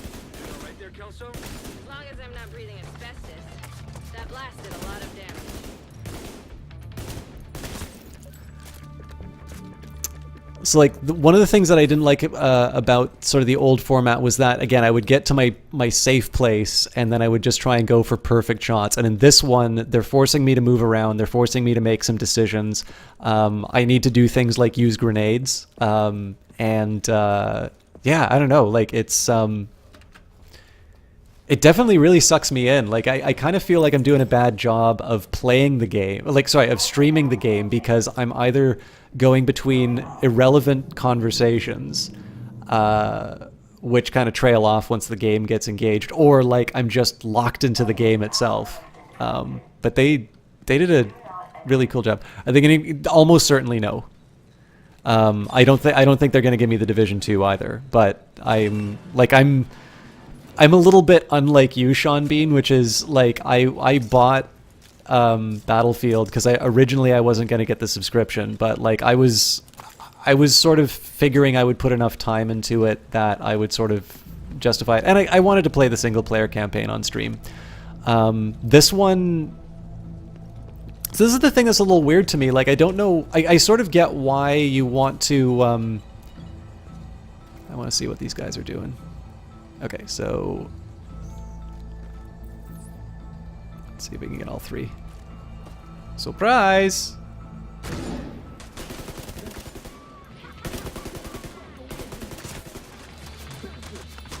Oh, get behind cover, you idiot. What are you doing? But yeah, so I kind of get that for certain games, like you want to create an incentive to pre-order, and that's why they do things like private betas and all of that. But to give you an idea, like I've probably been in this for like, what, an hour and a half now? Did you make this? No, you're allowed to randomize your character. You can do as many draws as you want, and you can choose the body type, so whether the character looks like a boy or a girl. But you can't actually you can't do full customization. You can only sort of hit random so many times until you get what you want. But yeah, so the thing that I find kind of funny about, so maybe like the public beta will be this exact same thing as well. But like I'm very honestly saying, like, this went from, oh, that sequel to this game that I've only put a little bit of time into and looks kind of interesting, to now being like, wow, this thing's really good. So this was actually, I mean, as far as Epic's concerned, this was actually probably a beta key well spent, because I'm very seriously considering picking this up. I'll see what, so the endgame content unlocks tomorrow. Damn it. This is one thing I could do without.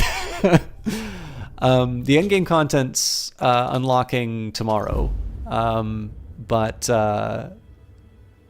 I'm liking this quite a bit.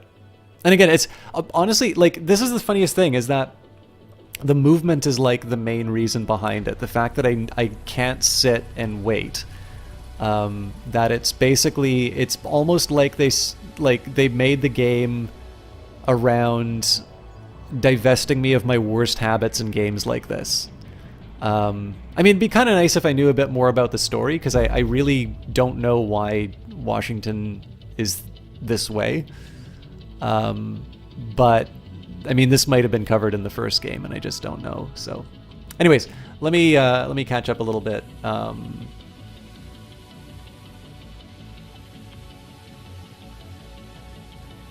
Yeah, and they all have skinny legs, as Galva pointed out. I'm assuming you'll be able to fully customize in the full game. Correct, yes. And I believe in the first game they had a similar idea, which was you were limited in your customization options in the beta, but in the full game you could do whatever you want. And good luck making it to the end game content with so many well, it's not really, they're not crashes, they're disconnects. Like, the game hasn't crashed for me, although I believe their recommendation is that you actually manually reset the game every 2 hours so that it stays stable. We're actually really far back.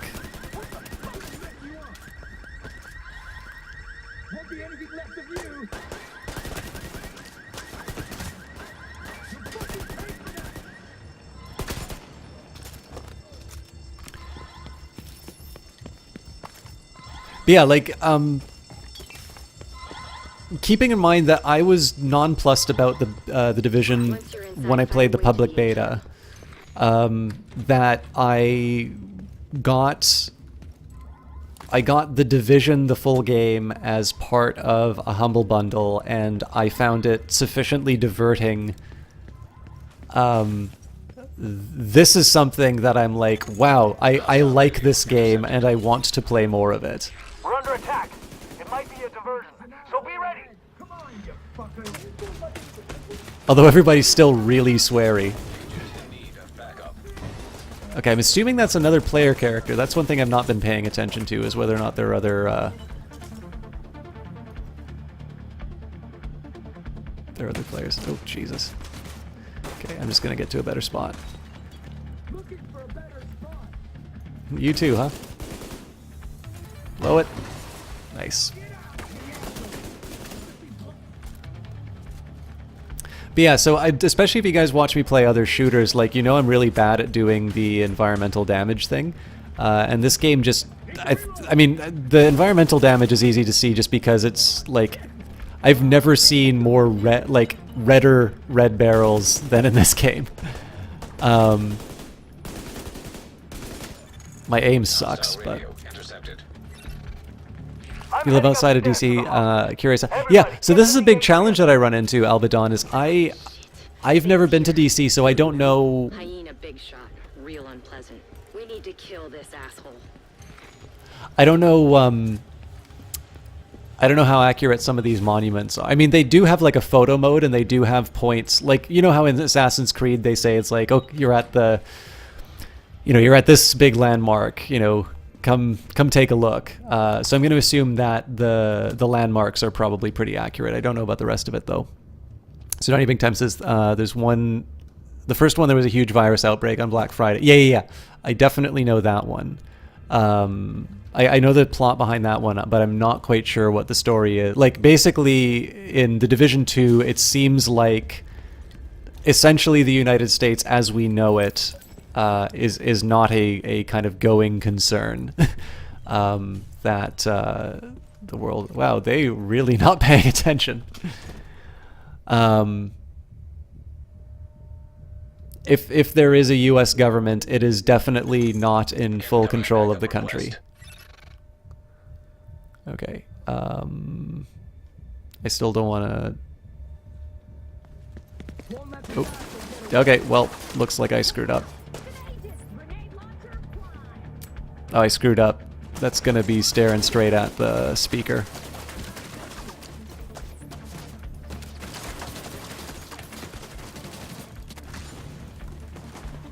So I think I took out the turret.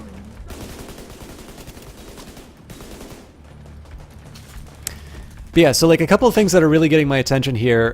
The fact that like I can do stuff like even if I'm not in cover, the fact that I'm laying down this suppressive fire while I get in closer. I mean, again, I'm also abusing the fact that I'm a bit of a bullet sponge myself.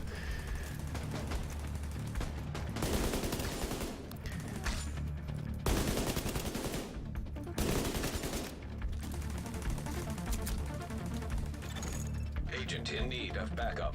You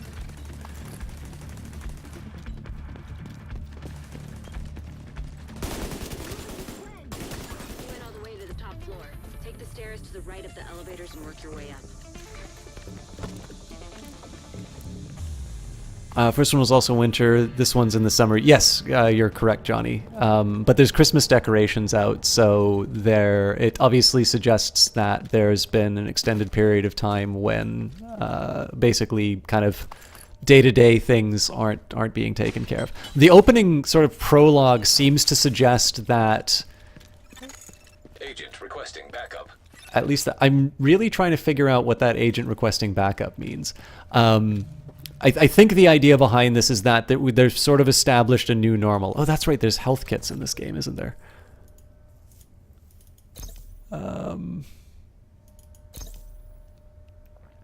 There's apparently a list of things that go away post-apocalypse, along with general groundskeeping, is talking with others and using respectful language. For those of you who are just coming in, Galva has had to listen to me complain about how sweary everybody is. Johnny Big Time, unlike anything before it, the Division 2's Washington, D.C. is a one-to-one representation of the real city, making the game world more authentic than ever. That is really cool. You still thought the Division was like day 1090, the government still shut down. Wasn't planning on picking up, but if that's accurate. Well, yeah, Albadon, I mean, so... like this, I think obviously the public beta is not going to the public beta is probably not going to represent the game world that well, because we only have access to so many missions. But if you want, before I finish tonight, if you have some spots that you'd like me to sort of like run around through, let me know, and I'll do my best to sort of like try and give you an idea. Because like this is the thing, the places I find interesting are me as a guy who has never been to. I really wonder. I'm sure there was like a tutorial that told me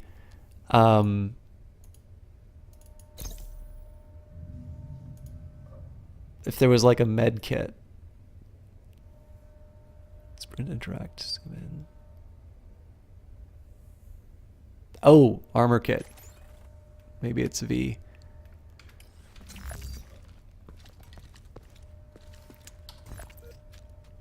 I forgot. I got more stuff. But yeah, so if I can try and show you some parts that'll give you an idea of whether or not it's, you know, the claim that's made on the page is accurate, let me know and I'll sort of tool around wherever I need to go. This is strictly dominant. Agent in need of backup. Yeah. Fewer bullets, but it's a better gun, so that's right. I should be sharding these.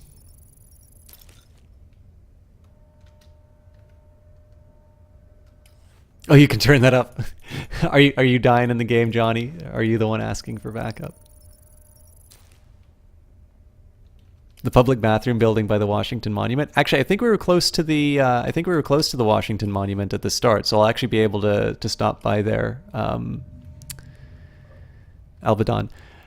TT Septic Boy, 557th of his name. How you doing? I think this is probably a little more up your alley than Cultist Simulator or Spinortality. So this is The Division 2.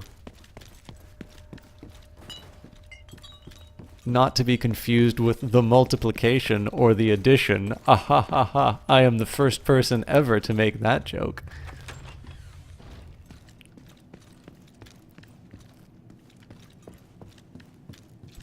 I believe TTV Septic Boy also objects to any time I use the term daddy. Now, I was not using the term daddy in the way that other people use it. Ooh, shotgun. Apparently these are supposed to be much better in this game. So let's take a minute to redo our inventory really quick. Oh, son of a bitch.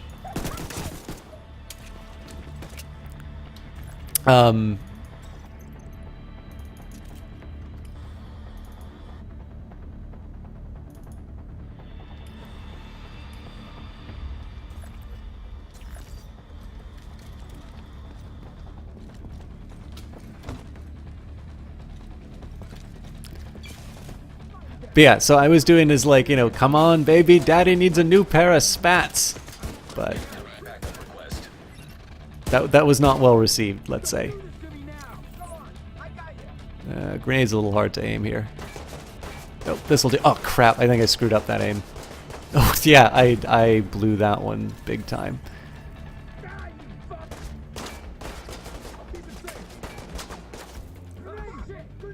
Am I a numerator or a denominator? I'm always on top, Alvedon. I think Eyes of Sin can confirm that.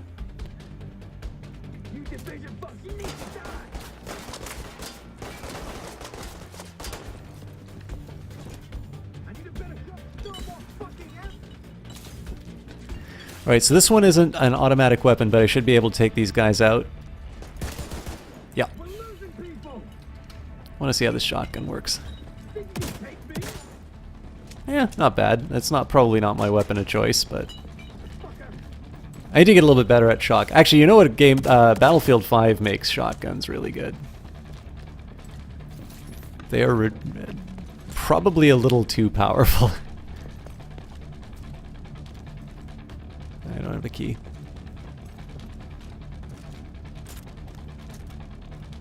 Sorry, can I go down to the Virginia State House since you're so close? Give them some PR.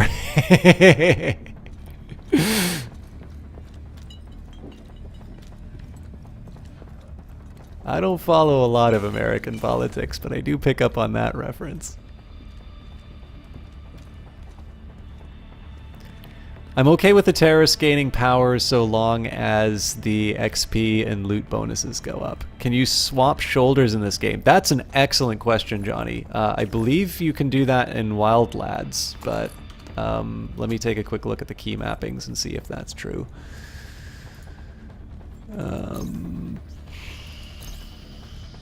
Oh yeah, I also need to remember I've got an implicit timer in these things, because if I'm like spending all this time tooling around the...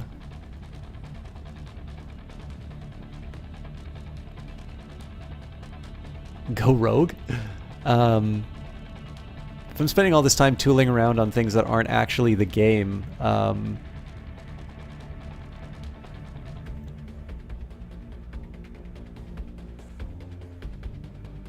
just gonna wind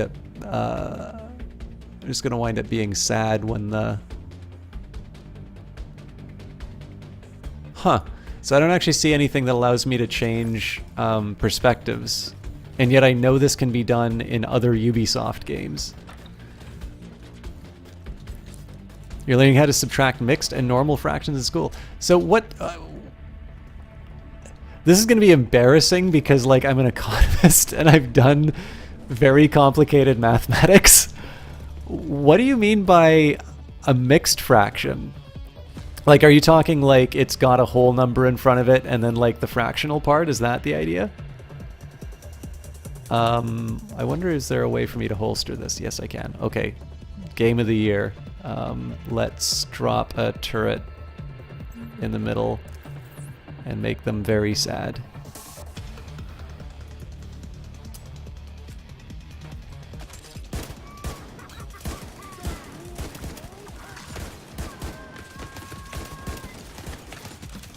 Okay, so the only real drawback I've got here is that this single shot weapon is actually... My aim is not good enough to use this, unfortunately. I mean, the good news is that my turret's causing enough problems for these guys to...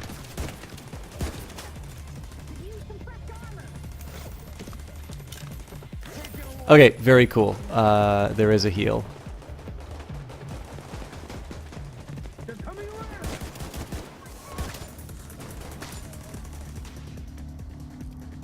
But yeah, so I'm unfortunately not good enough with my aim to make this thing work. So the catch is that because these guys have some health, it's not enough to be accurate once.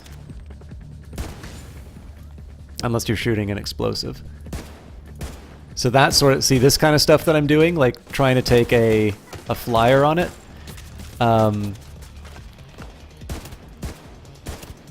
Not really working for me because I'm missing too many times, and even though this thing does some serious damage, I don't want to get in close yet, so I'm better when I can just put some... Oof.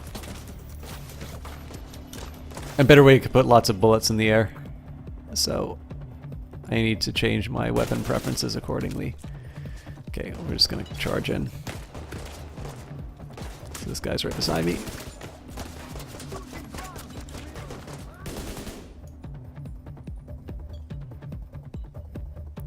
This is like the first time I've been static in this game.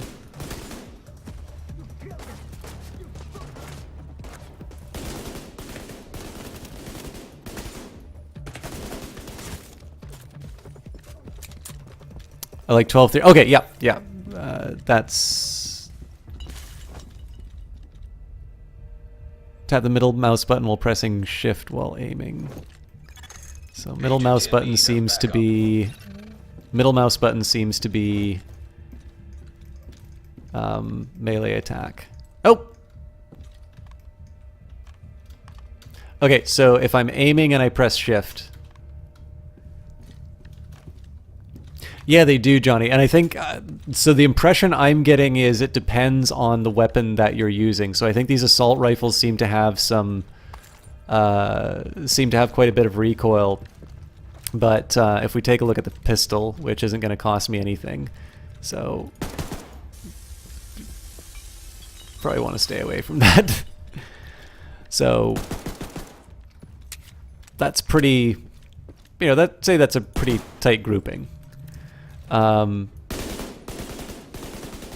Actually, you know what? That's not as bad as I thought, but that's definitely not a long-range weapon, so...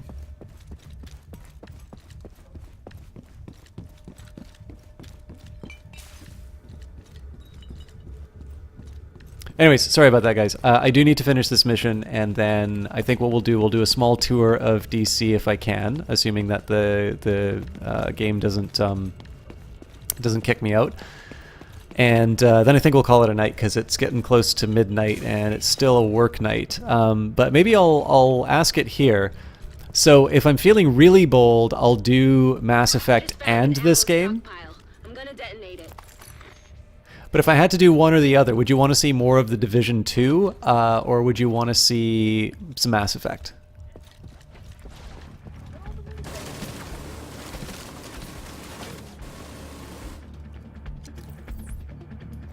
Oh, you know, I don't think I got the guy.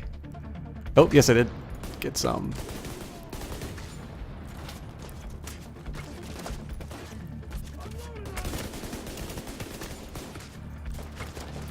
But yeah, so the recoil is, in my opinion, it's the thing that's stopping me from using this as like a sniper rifle, like I do in other games. As long as I'm not breathing asbestos, that blasted a lot of damage.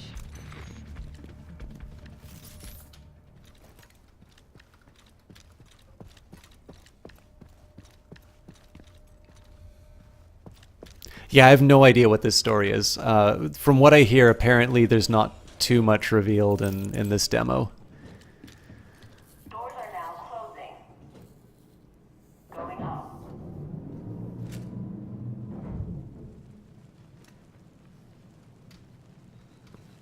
Elevator power has been disrupted. Do not exit. Can't tell me what to do.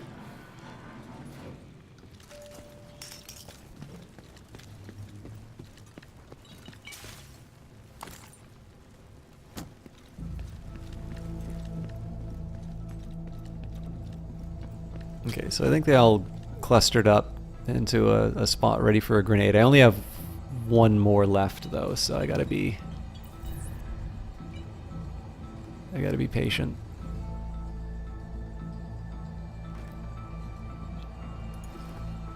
Surprise!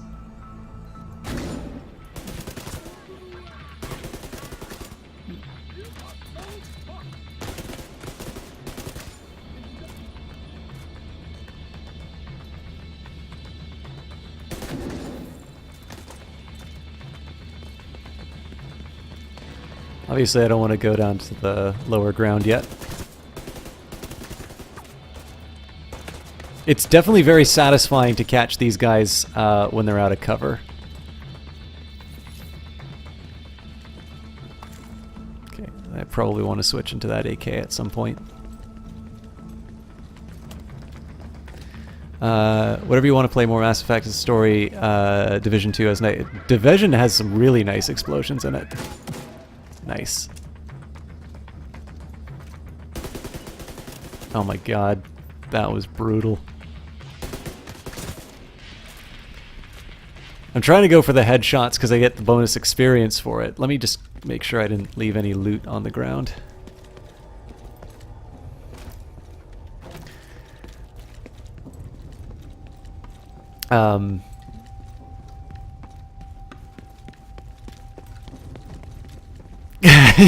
Yeah, actually, it wasn't. I think there's a New York Times op-ed recently which said that basically Canada's now the moral leader of the free world.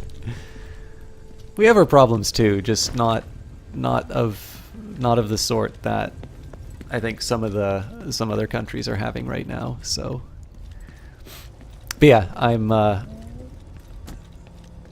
don't have that American brand of freedom. I've got my Canadian brand of freedom. Gonna go to sleep in a little bit so you can stay for a little. Well, don't worry. As soon as we're done this mission, Septic Boy, there's not really going to be any new gameplay. I'm gonna do some more. Okay, that looks cool, whatever it is, but I probably won't be able to use it because it looks like a sniper rifle, and I'm garbage at aiming in this game. I'm on the roof, holding for backup. I have eyes on you, Kelso. You see Saint? I don't know what he looks like, but there are plenty of hostiles up there. Not for long. Okay, we'll take the Grenadier first. Switch to shotgun.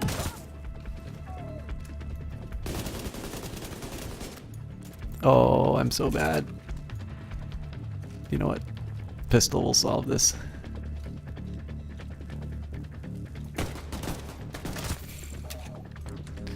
Does that really take me 3 shots for that sliver of health? I'm deleting this VOD. You still got your Dutch brand of freedom. Feels weird sometimes in the US. Well, I mean, I like the Dutch.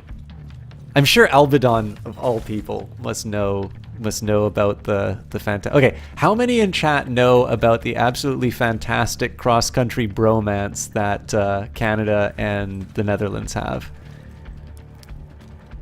Because honestly, the relationship between Canada and the Netherlands makes me proud to be Canadian.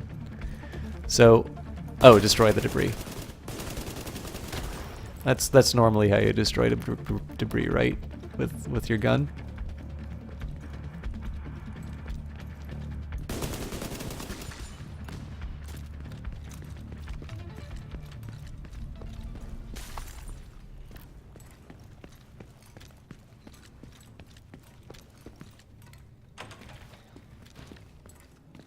Yeah. I mean, I don't know if there's a prior tie to World War II that made the relationship so close, but definitely, like, World War II is the... I mean, I like the tulips we get every year. And just little facts, like, you know, the fact that, you know, the Dutch flag is the only foreign flag to have ever flown above the Peace Tower. It's forcing me to go up like that. Yeah, and the obviously the birth of the princess, but Glad you made it. Let's do this.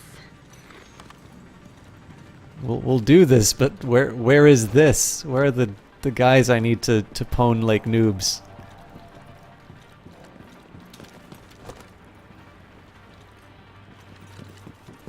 Ah, grand. Okay, so let's. Oh, I can't quite throw this exactly where I want it. I'm gonna put it away and see if I can get a better shot. Run, you son of a bitch.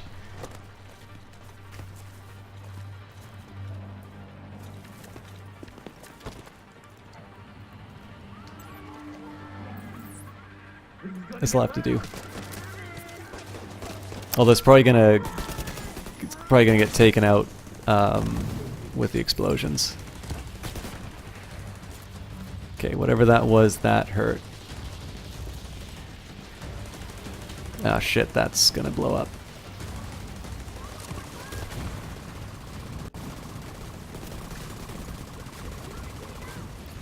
So other than the fact that this is a bit quiet, this is really, like, I like how chaotic this is getting.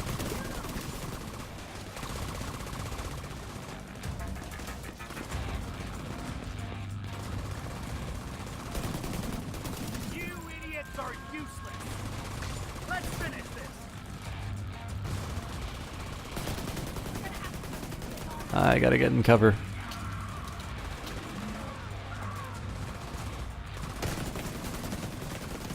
I'm gonna get shredded.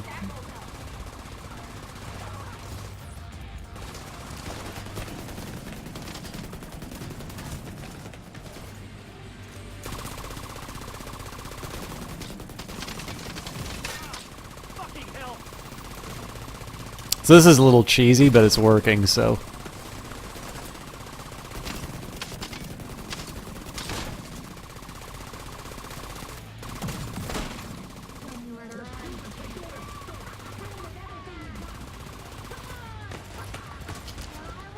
Okay, so apparently there's still...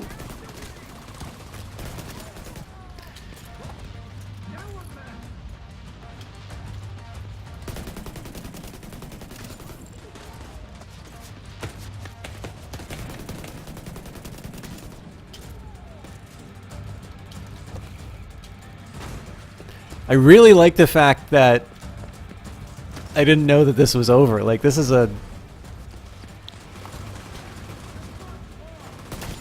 quite a send-off.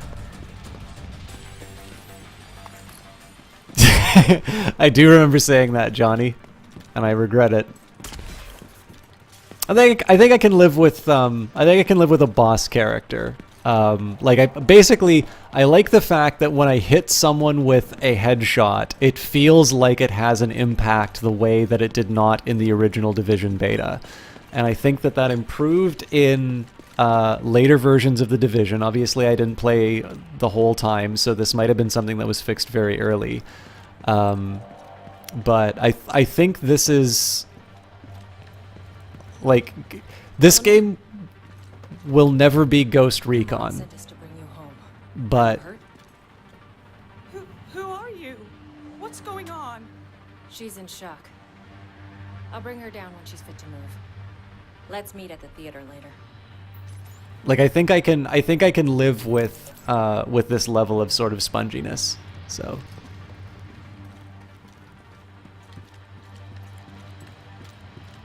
So it's like, and the other thing too, right? Like what I was encountering before, with Heads up, you've got hostiles flooding into the building from the street. Oh, nice. Get down there and take care of them. I got Eleanor. Still more stuff for me to do. That's another thing. So here's another thing about it, right? So when I played the Division, like usually around this point, it'd be like, oh, okay, I'm now gonna have a rest while I walk to the base. And this has ended with, no, the enemies are now storming the base. I'm like, oh shit, okay, well I get to do more of this. And the music's obviously getting me ready.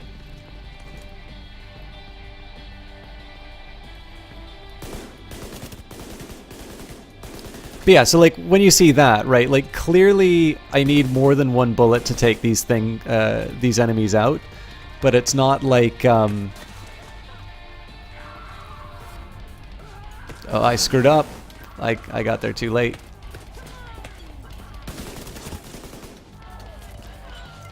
Okay, I need to figure out where they are. It's so easy to lose track of people in this.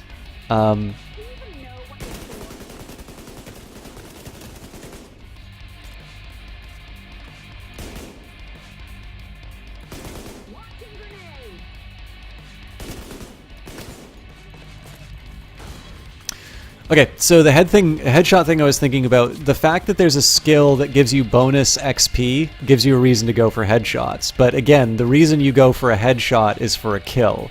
And in a game like this, which is kind of like Diablo, but as a cover-based shooter, clearly it doesn't fit the genre to have essentially a one-shot kill for every character. So... You know, my wish for that is an expectation that's not very reasonable for the game, because it would make it not fun if I played it that way.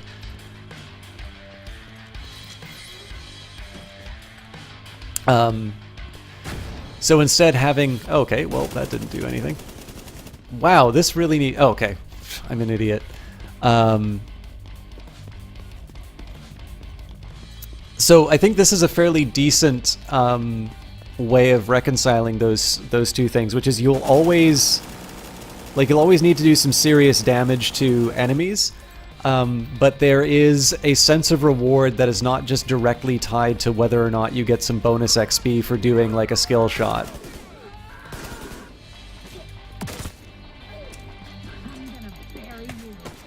Okay, I neglected the presence. Come on! I'll patch her in. Neglected the presence of the enemy. We got Eleanor. Is she okay? She's okay. I'm bringing her home. Oh, God. Oh, thank God. See you soon. Yeah, I rather liked Anthem Albedon.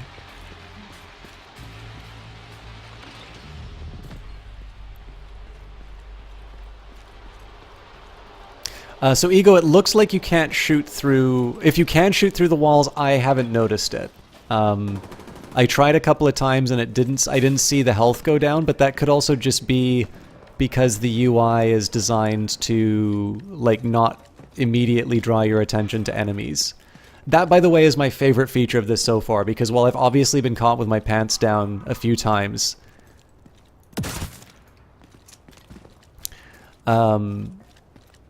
like it's the reason I keep moving through all of these levels. Like it's a really good decision that they made. So between Battlefield 5 and this, it seems to be the way that these sorts of shooters are going, and it makes it harder for me to play them. I die a lot in multiplayer. But Where's the prisoners? I got tired of them moaning. So you let them go? No, I didn't let them go. Motherfucker, we were gonna trade them. Oh well. That's what you're gonna tell Diesel when he asks why you killed them? I didn't kill them. The dogs did. What dogs? I don't know. Some dogs. I didn't ask their fucking names. Oh, but they must have been fucking hungry. Cause damn, once they sniffed blood, it was chow time. You stupid son of a bitch! Well, whatever. Diesel ain't gonna do shit except huff and puff a little.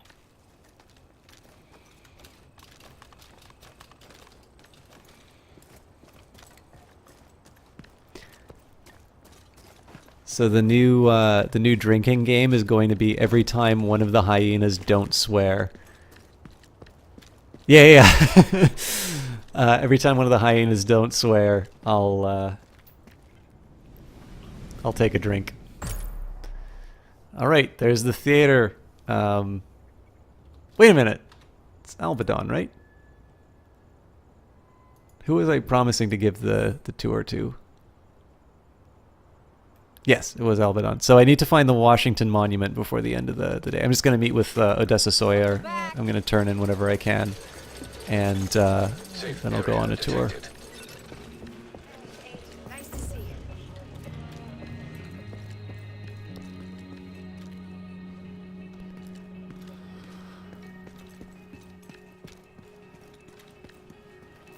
Oh, I didn't want to accept the mission. I have a big favor to ask. The Declaration of Independence is still in the archives building. I'm hoping you'd be willing to bring it back. I know we have more immediate problems to solve, but we could all use a reminder of what we're fighting for, and what we stand to lose. That's a neat idea. Can I... Yes, I can.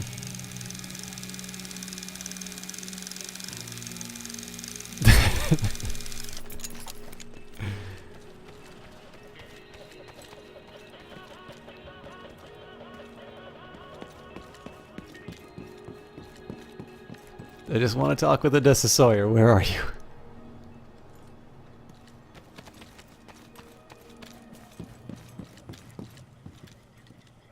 Yeah, no, that's fine, Isaacson. So obviously I've been getting pulled away, and I've been doing a very hardcore sellout. It's worse than ever, Odessa. We're barely holding things together. What am I supposed to do? Help us! I am helping. I am helping. Just not the way you want me to. We need you out there again. Your leg wouldn't stop you. It's not about that. I know it isn't. But if we fail... All right!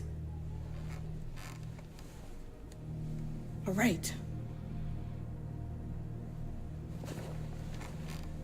We could probably spare some people.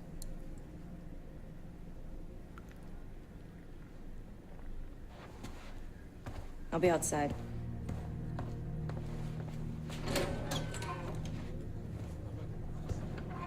Kind of feel like my character's going for peak hipster You here. said you did your part. I won't forget it.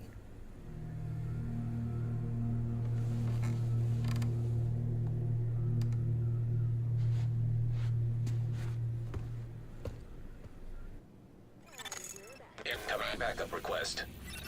You've unlocked new main missions. Complete main missions to continue upgrading the settlement. Completing these missions will unlock new skill platforms at the quartermaster in the base of operations. As settlements upgrade, they can spare personnel for the base of operations. Return to the settlement to recruit new staff after each upgrade. Staff unlock new services in the base of operations, such as crafting. These new services will allow you to further enhance your character and take part in new activities. Kelso. When the Division network went dark, we switched over to a backup system that's only capable of supporting agents in the DC vicinity. Getting back to full strength is gonna be a multi-stage process. But first things first.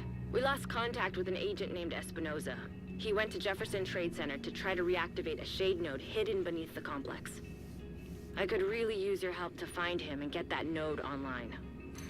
So I actually have a different opinion. I actually think the voice acting is fine. I think the lines that they've been given leave a bit to be desired. Like, I think... I kind of feel like the fact that it's fucking this, fucking that, fucking, it, like, pulls me out of the game. And the thing is that I don't really know that much of the story. It's like the Anthem... it's like the Anthem beta, where, you know, I'm sure this will make a lot of sense in the... Well, I mean, these are supposed to be the first missions anyway, but, like, I'm sure this will probably make sense with a little bit more context, but I'm not 100% sure how much I need to be bringing to the table about this story and how much is going to be revealed through these echoes and things like that. So the thing is that if there isn't sort of this weight to the other interactions, it starts sounding a little juvenile to have people like try and outswear each other in the recordings.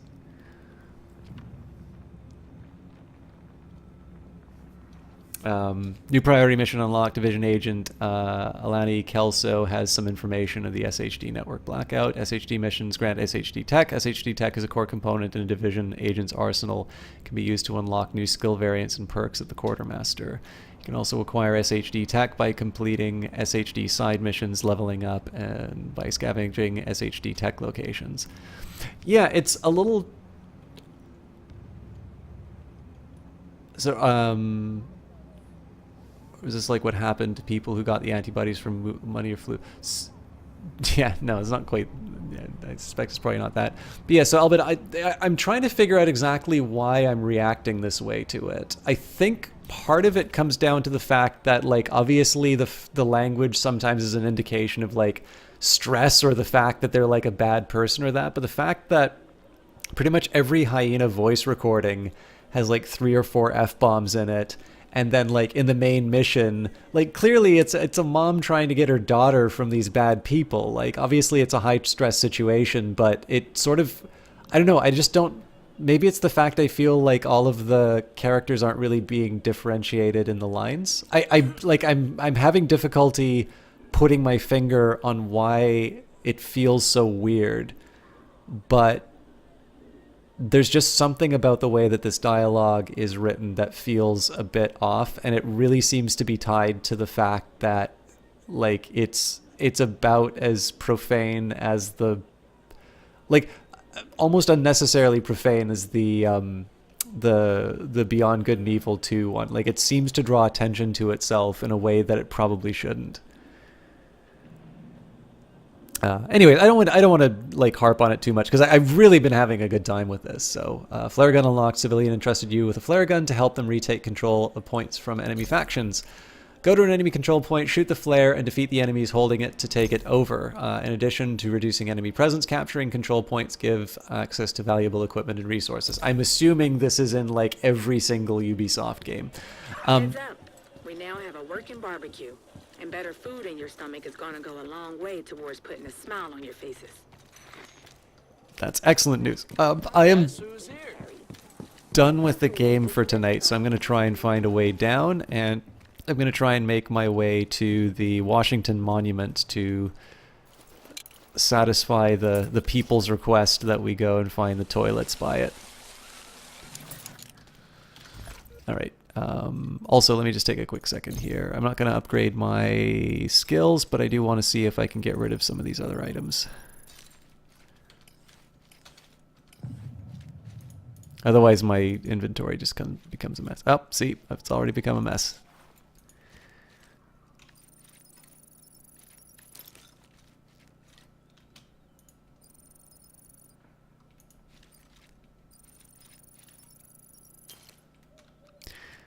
So what have you guys have thought about this game so far? I don't know if it's, like... I don't know if I've done a good job of it. I kind of have a feeling that for a shorter cast, I probably... Agent requesting backup. I probably wound up spending a little too much time trying to sell you a copy of it, rather than, like, giving you a reason to buy it in the form of, like, a decent playthrough. Wow, these AKs really aren't that good. I think I'll get rid of the ones that are strictly dominated by my existing weapons. So when I say strictly dominated, what I mean is anything that's like negative across everything else. I'm going to hang on to the M1A, but I think I'm going to run into the same problem that I had with the ACRS. Actually, hang on. Yeah, I'm going to make that decision later. GPS. The GPS line will guide you to your active destination when you're out in the open world. This can be turned on by default. This is turned on by default, but can be turned off. You can toggle the GPS line on or off in your settings menu or by opening up the map and pressing T. The GPS line will only show you the quickest route to your destination. Remember, the quickest route is not always the best. Feel free to go off the beaten path and explore the city. Okay, well, where I want to go is the White House, actually, so we'll head out there. It's more of the same, which you like. The big problem that you had with the first game was when you hit the level cap way too quickly. You hope they change that. I know the cap for the beta is level 7, and as I said, they're going to be unlocking, they're going to be unlocking the end game content later today. Now I think it's 2 minutes to midnight, so I don't know if I'm going to be able to get out this way. I am. Leaving safe area. All right. But how do I get to the White House?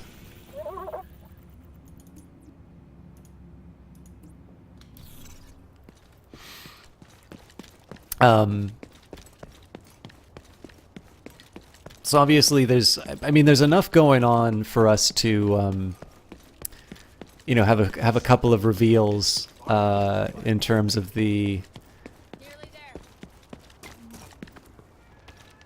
I do sort of like being able to hop over obstacles.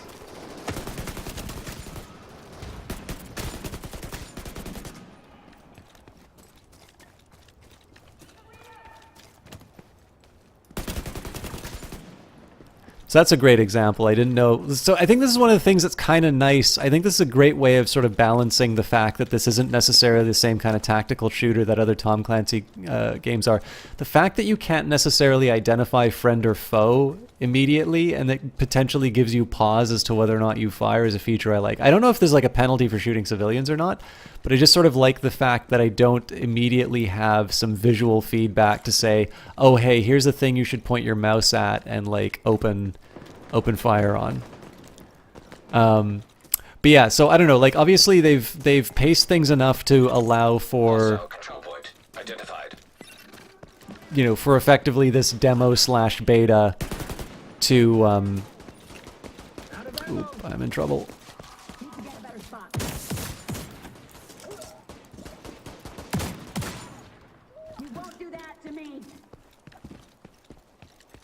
They've paced it well enough that you're able to oh, what am I doing?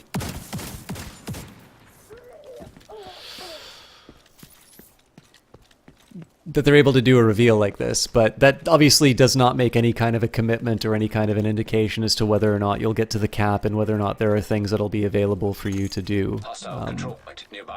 Obviously, I was kind of singing the praises of the new EA model, where there's sort of this what seems to be sort of a more sparse opening, but it comes it sort of comes with the benefit that there's going to be a long tail, and I'm not 100% sure whether or not Ubisoft has locked in that model yet. I'm going to see if I can try and shoot through substances if I can. Well, I'm clearly failing to do that. Oh, hey.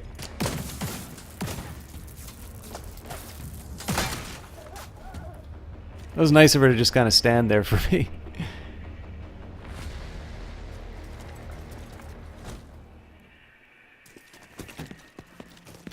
I actually don't see any civilians right now. Launching grenade. You had enough?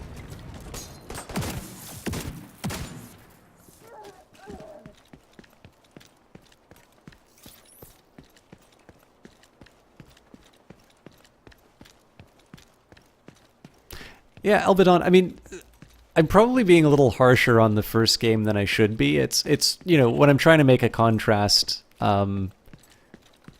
I'm probably not doing the original game any favors. The original game was rather good for what it was, and I think the problem I ran into in the original beta was that I had expectations which were not consistent with what the game was actually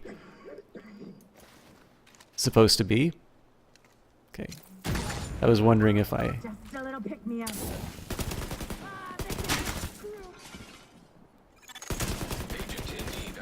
So that's a great example right there, right? Because the game didn't give me a little visual indicator. I'm like, wait, he's behind one of these baggage carts, but which one? And I needed a minute to decide. I really like little touches like that.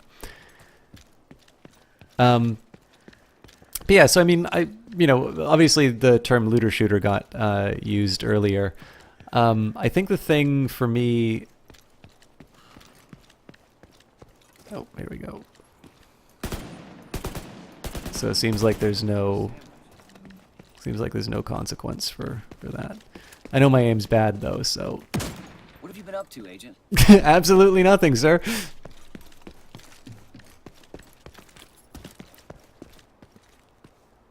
I have no idea, Galva. I have not played it enough.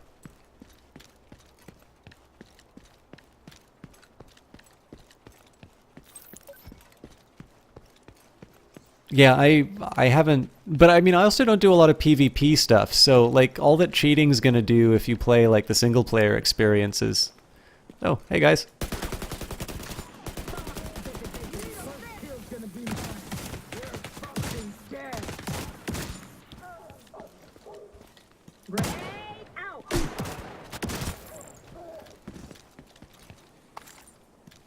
So all that cheating in single player is gonna do is just kind of like lessen the value of your purchase, right? So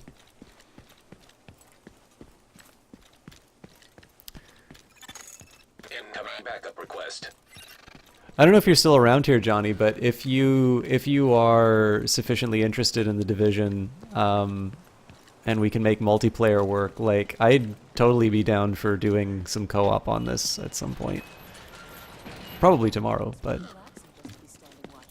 anyway, just as a heads up, like we're not going to do any more missions because I probably should have been in bed a little while ago, but I don't know, 2.5 hours when I wasn't originally planning. And by the way, I do apologize, guys. I know that these little drop frames when I'm in between levels loading. Again, I think this is probably just a function of my my computer starting to show its age. I think updating the version of OBS that I'm using and switching to DirectX 12 should probably... It probably won't be perfect, but it should probably reduce the more aggressive drops. Oh, did they just seal this off on me? I know there was a fire. You'll start up tomorrow? Okay, cool. And again, obviously, like I said, I did a hard sell on this game here, so if it winds out that, like, you're gonna need to play it on Uplay no matter what, or, like, the Epic thing just wound up you, like, spending on money on me in a way that you didn't, like, you otherwise wouldn't have, like, please do not feel like you're locked into this choice. You of all people have, like, I think you've given enough to the channel that I will wind up buying this game for myself.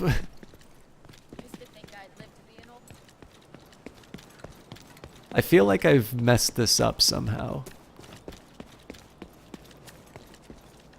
Like, I don't feel like this was the way I went last time. Anyways, the Washington Monument should not be that hard to find. It's like, it's a giant dick just pointing straight up to the air. We are on guard. Oh, okay. Well, so much for that.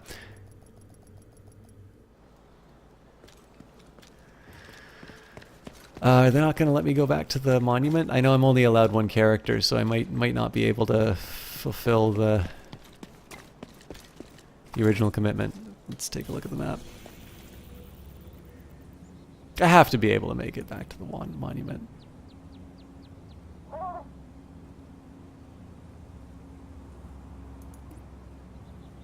Okay, so if this is the White House... Okay, there's the monument, so let's see if we can... Oh yeah, no, we've been through here. Hello, dear. Oh, cool, you can take them out.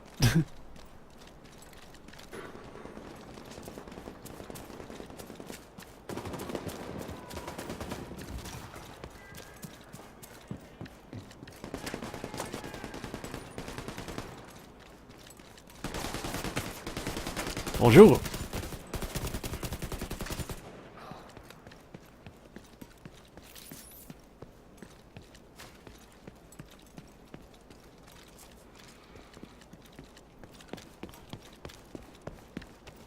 I think I probably saw your messages a little too late, Albadon, but I'll head as close to the monument as I can, and if there's anywhere else you want me to go, just let me know, and I'll try and stop in my position, and we can recalibrate. But at this point, I'm gonna try and get as close to the phallic object as I can.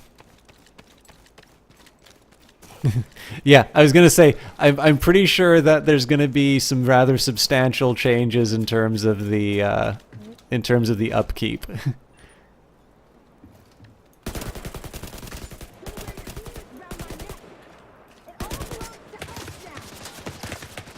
I probably should have kept an eye on that ammo.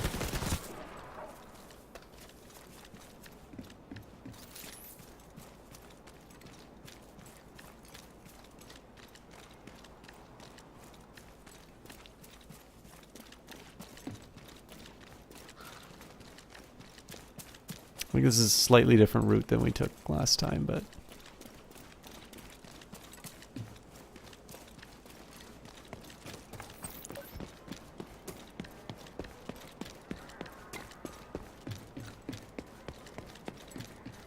We've got hyenas unloading on civilians outside the medical camp. Get over there and give them support, Agent. Okay, looks like I'm doing another mission. Oh, nope, there's the... I'm pretty sure this is going to tell me I'm not allowed to go in here.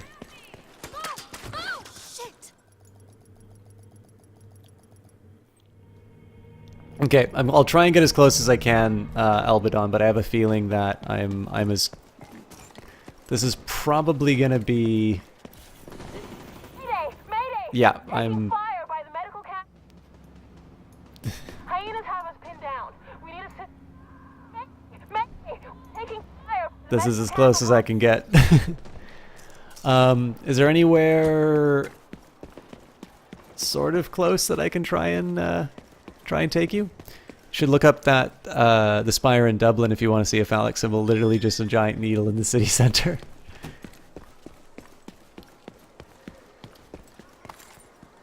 I mean, I don't mind running around picking up packs and stuff like that, but obviously I did commit to being a little bit of a tour guide in here. Wow, there's a lot more guys here than I thought. Oh, that's the game. The game just crashed on me. Sorry, guys. Well, that's the Division. So, okay, I'm gonna get the whoring myself out part done right away. Down below, there's the support a creator link. There's also a link here. If you do use that link, you can buy the Division. I will be getting a small fraction of the revenues, and obviously this is a brand new AAA game, so that is more money than normally goes through. If you were thinking about picking up this game and you use that link, that's great, especially if I was the one to bring it across. As always, do not feel obligated to use that link, though. I am probably a little more aggressive on pushing that right now because I was given the private beta key for being part of Epic Supporter Creator program, and then also because it is something new that I'm doing for the channel. I'm actually planning on writing a full blog about how the GOG thing blew up spectacularly, and why I decided to go with the Epic Store. But as always, I mean, some of you guys will prefer to buy games when they go on sale. Some of you will prefer to get them through another store. I'm actually going to take a quick minute. There should be an FAQ on the Epic Store. The Division 2.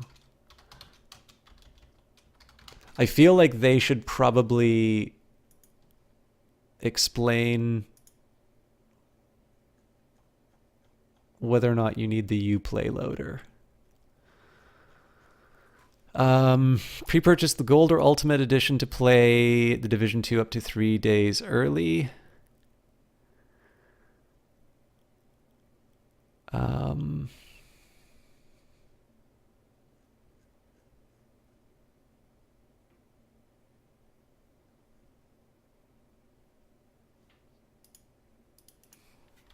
Epic The Division 2 FAQ.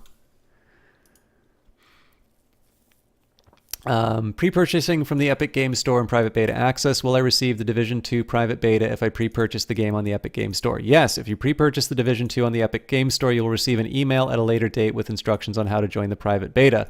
Please note that a Ubisoft account is required to play Ubisoft games purchased on the Epic Store. Okay, that seems pretty clear on saying that even though you buy it on the Epic Store, you will still need to use Uplay. So if you prefer getting it through Uplay and you don't want to worry about the Epic Games Store, totally fine. You know, my intention here is not to make a little bit of money off of making things inconvenient for you. So you used it, enjoy the $7 million. Yeah, Johnny, I'm feeling on this particular title, it's probably, I'm probably inconveniencing people a little bit more. But let me say a couple of other things about the Epic Store, whether you use my link or not. If you do buy something on the Epic Store, my creator tag is System Chalk. You can, I mean, obviously you'll see the format there too, right? store.epicgames.com/systemchalk. I have ones for like Hades and stuff like that, but I don't want to turn it into like a 20, line long, epic poem dedicated to ways that you can pick up games. But for those of you who maybe don't necessarily want to put down money on the Epic Games Store, or one reason why you might be interested in getting the client or signing up for it anyway is that every 2 weeks they are releasing a new free game. You could get Subnautica for a while for free. The Jackbox Party Pack, I think the first one was for free for a while. What Remains of Edith Finch. And then right now, Axiom Verge, which had been on my wish list for a very long time, is currently free from February 7th to February 21st. Following that, from February 21st to March the 7th, Thimbleweed Park will be free. So again, like I said, Epic is very serious about competing with Steam, it looks like. And one of the ways that they're doing that is not just buying up exclusives like The Division 2 or Metro Exodus, but they're also giving away games. So my view on this sort of stuff is, I benefit if you use the links when you buy stuff, and you benefit if you take Epic's money for them to sort of entice you to use their store. So go ahead and do so. If you want to use my creator tag, I appreciate it tremendously. If you would rather just buy this The Division 2 directly from the Uplay store, that is obviously completely up to you. But Epic did give me a copy of this because I'm a member of their supporter creator. And if I happen to help you out in making a decision as to whether or not this game was for you, obviously it does help me out if you use those particular links. As for the rest, I think The Division's really cool, and I'm very likely going to buy it, and I'm probably not allowed to use my own link, but I was very pleasantly surprised by this beta. This was supposed to just be, this will be a nice little casual, nothing for me to, to throw out there, and this was much more than that. This was I was very engaged with this, and I'm looking forward to playing some more. I do have a really hard time deciding between massive. So, okay, I'm going to find somebody to host. While I'm doing that, is there any feeling about whether or not I should do Mass Effect or The Division 2 tomorrow?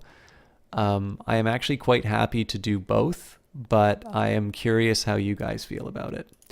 Dodge Viper GT says, you love Cross Country Canada vid on YouTube that I made. When will I do that thing again? Were you the one who left the comment, by the way, Dodge Viper? I was going to do it tonight, except for the fact that I got started late. So,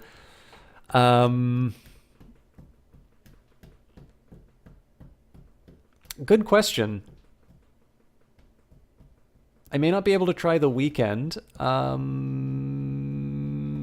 try and do it by next week, let's say. Am I close to finishing the... Excellent. I thought you might be, but...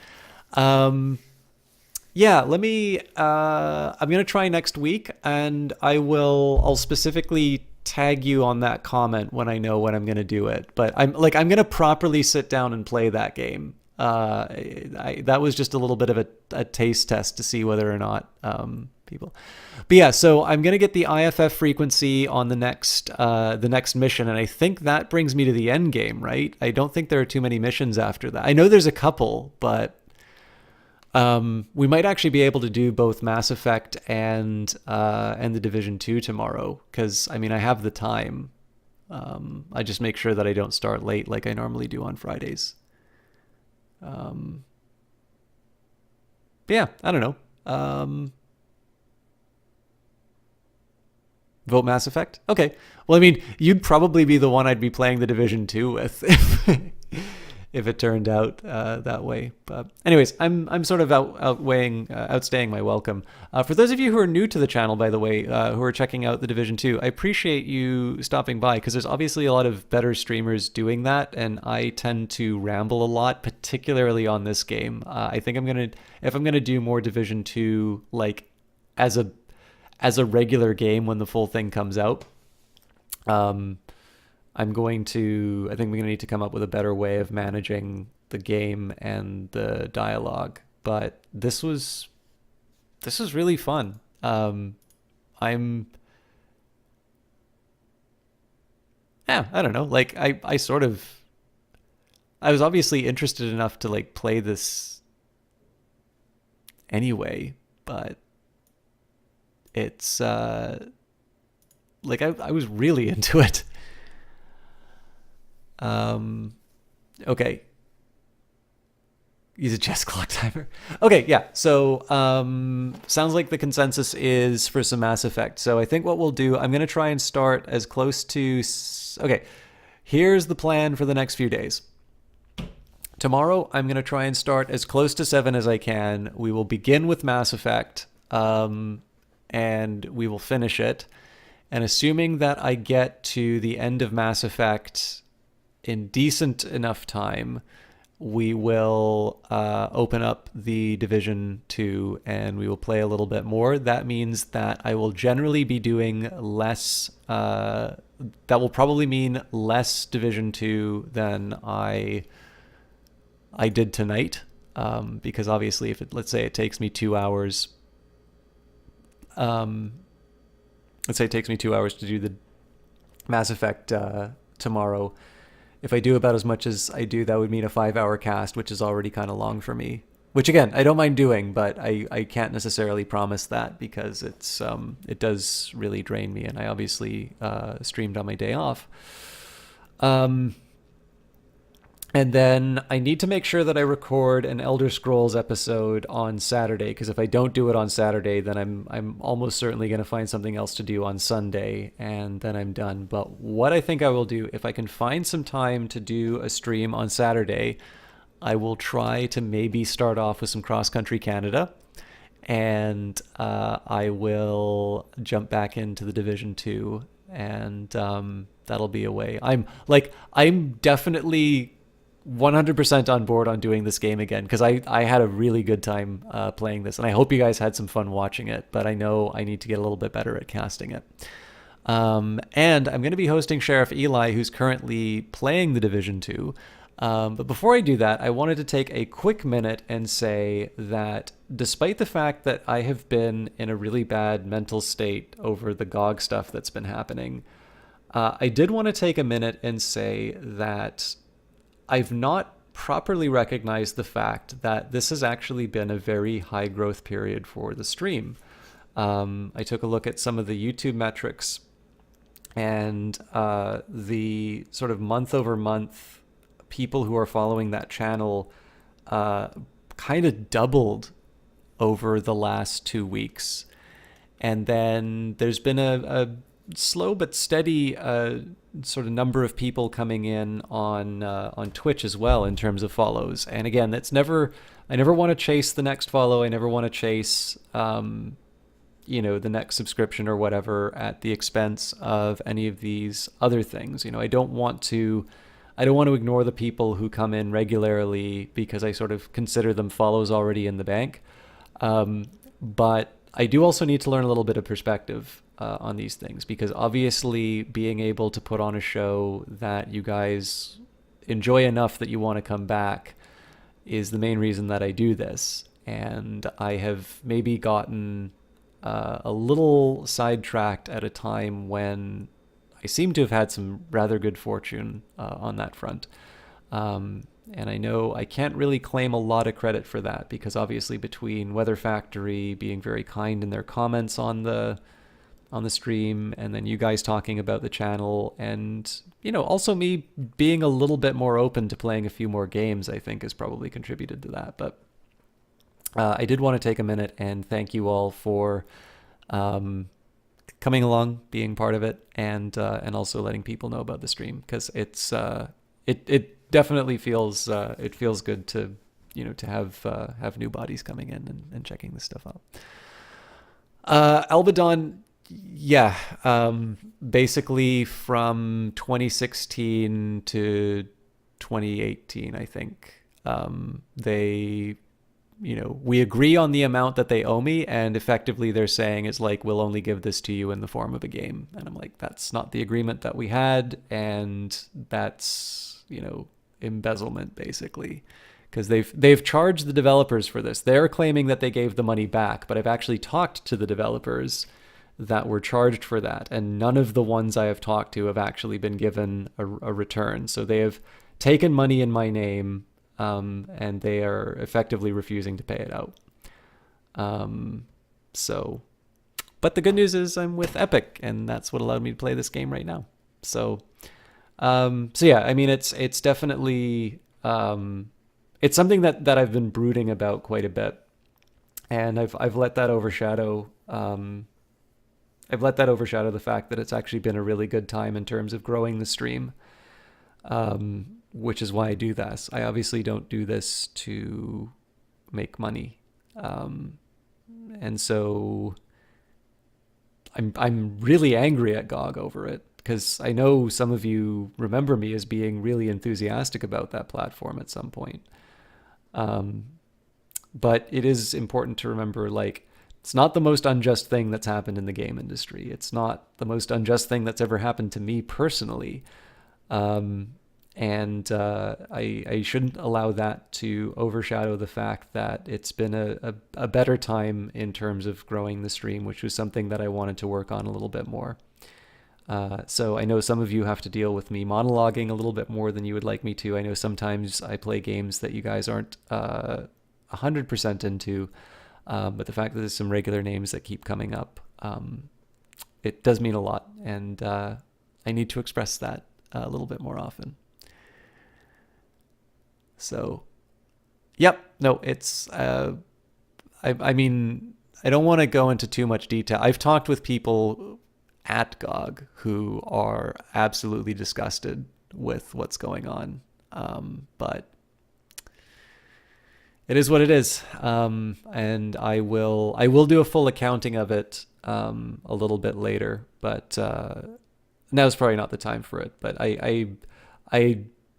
I'm well and truly tired of pretending that things are okay with that platform, and I am now at the point where I'm going to be quite open about the fact that they're reneging. I mean, I have an email directly saying that it's a cash payout when the partnership is closed.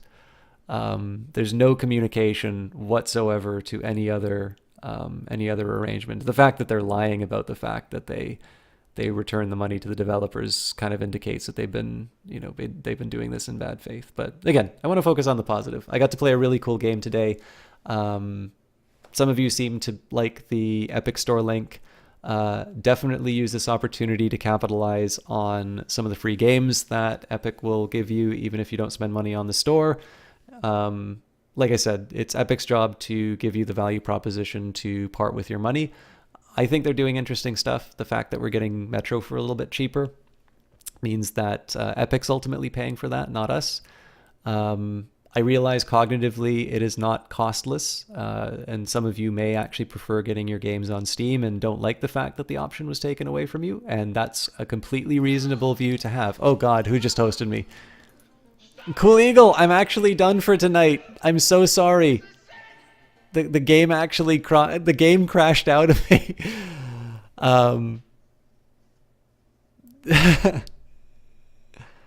Well, Ego, I've not played the original Metro games yet, so I'll probably play the original Metro games, but I haven't done it. I'm gonna host Sheriff Eli. Okay, guys, let me take a quick second here. I'm gonna do a couple of shout outs. One person I'd really love you guys to check out is Johnny Big Time. Johnny Big Time does amazing. He's a really charismatic streamer. He does a lot of really fun, active streams, lots of shooters like The Division, which I just finished playing tonight. I'm going to take a quick moment here for K5RTO, who's actually on a break from streaming, but he did a resub tonight, and he's actually somebody who I think when he comes back to streaming, some of you will enjoy, especially because I know the Cool Eagle best for Stellaris, and K5 is one of the few people I've ever played multiplayer Stellaris with. And most importantly, I mean, ultimately Cool Eagle kind of doubled my viewership tonight. But for those of you who don't know him, whoa, wait a minute. Somebody apparently just gave me a huge subscription to Outworld, who's an awesome broadcaster. Is he live right now? If he is, I know who I'm hosting. He's not. Anyways, but for those of you who don't know him, the Cool Eagle is someone who I found through Stellaris. I don't know if you were playing that tonight, but the Cool Eagle is an incredibly friendly streamer, somebody I don't get to see nearly enough of, but really supportive on Twitter, really supportive on Twitch, and like I said, an incredibly friendly streamer. Another person who's probably a little bit more active than I am with his chat, which is a great virtue on his part. And I apologize to all of his viewers for just presenting you with this image of a galaxy in the background and not actually giving you any gameplay. But I am done for tonight. We're going to be... Okay, we're not going to be raiding Sheriff Eli, so please don't record this message inside. But he is playing The Division 2. So that is just the link there. Please do not do the "we're tired of System Talk, heard this place was better." I don't know the man, and he's a bigger streamer, so I have a feeling that will not be well received. But you can head over to that link. That's the guy who I'm going to be hosting. And because there are now, I think 11 new people inside here, let me just let you know that I am a member of the Epic Support a Creator program. And if you would like to pre-order The Division and get access to the private beta that I was playing right now, use that link over there and you'll put money in my pocket. And yes, I am that much of a shill. So thank you for letting me sell to your... Actually, unless Cool Eagle is a member of the Support a Creator program. If Cool Eagle is a member of that program, 100% please use his link instead of mine. That is a really bad thing for me to do if he's an Epic program. So that is conditional on Cool Eagle not already being in it. But if you want to buy The Division 2, use that link. I've done absolutely nothing to justify that. I am purely begging you to give me money. But that is the kind of man that I am. So... anyways, sorry guys, I'm gonna go and host Sheriff Eli. That was such a bad way to end on it. I completely understand if none of you ever want to come back again. We will be live tomorrow with Mass Effect, and then I'm gonna do some more Division 2 as well. But have a wonderful night. Please do have a good time with Sheriff Eli's, and I will see you guys next time. And Coolio, I don't know if we're ever gonna meet or whatever, but I owe you a beer, and we'll talk later. Have a good one, guys. See ya.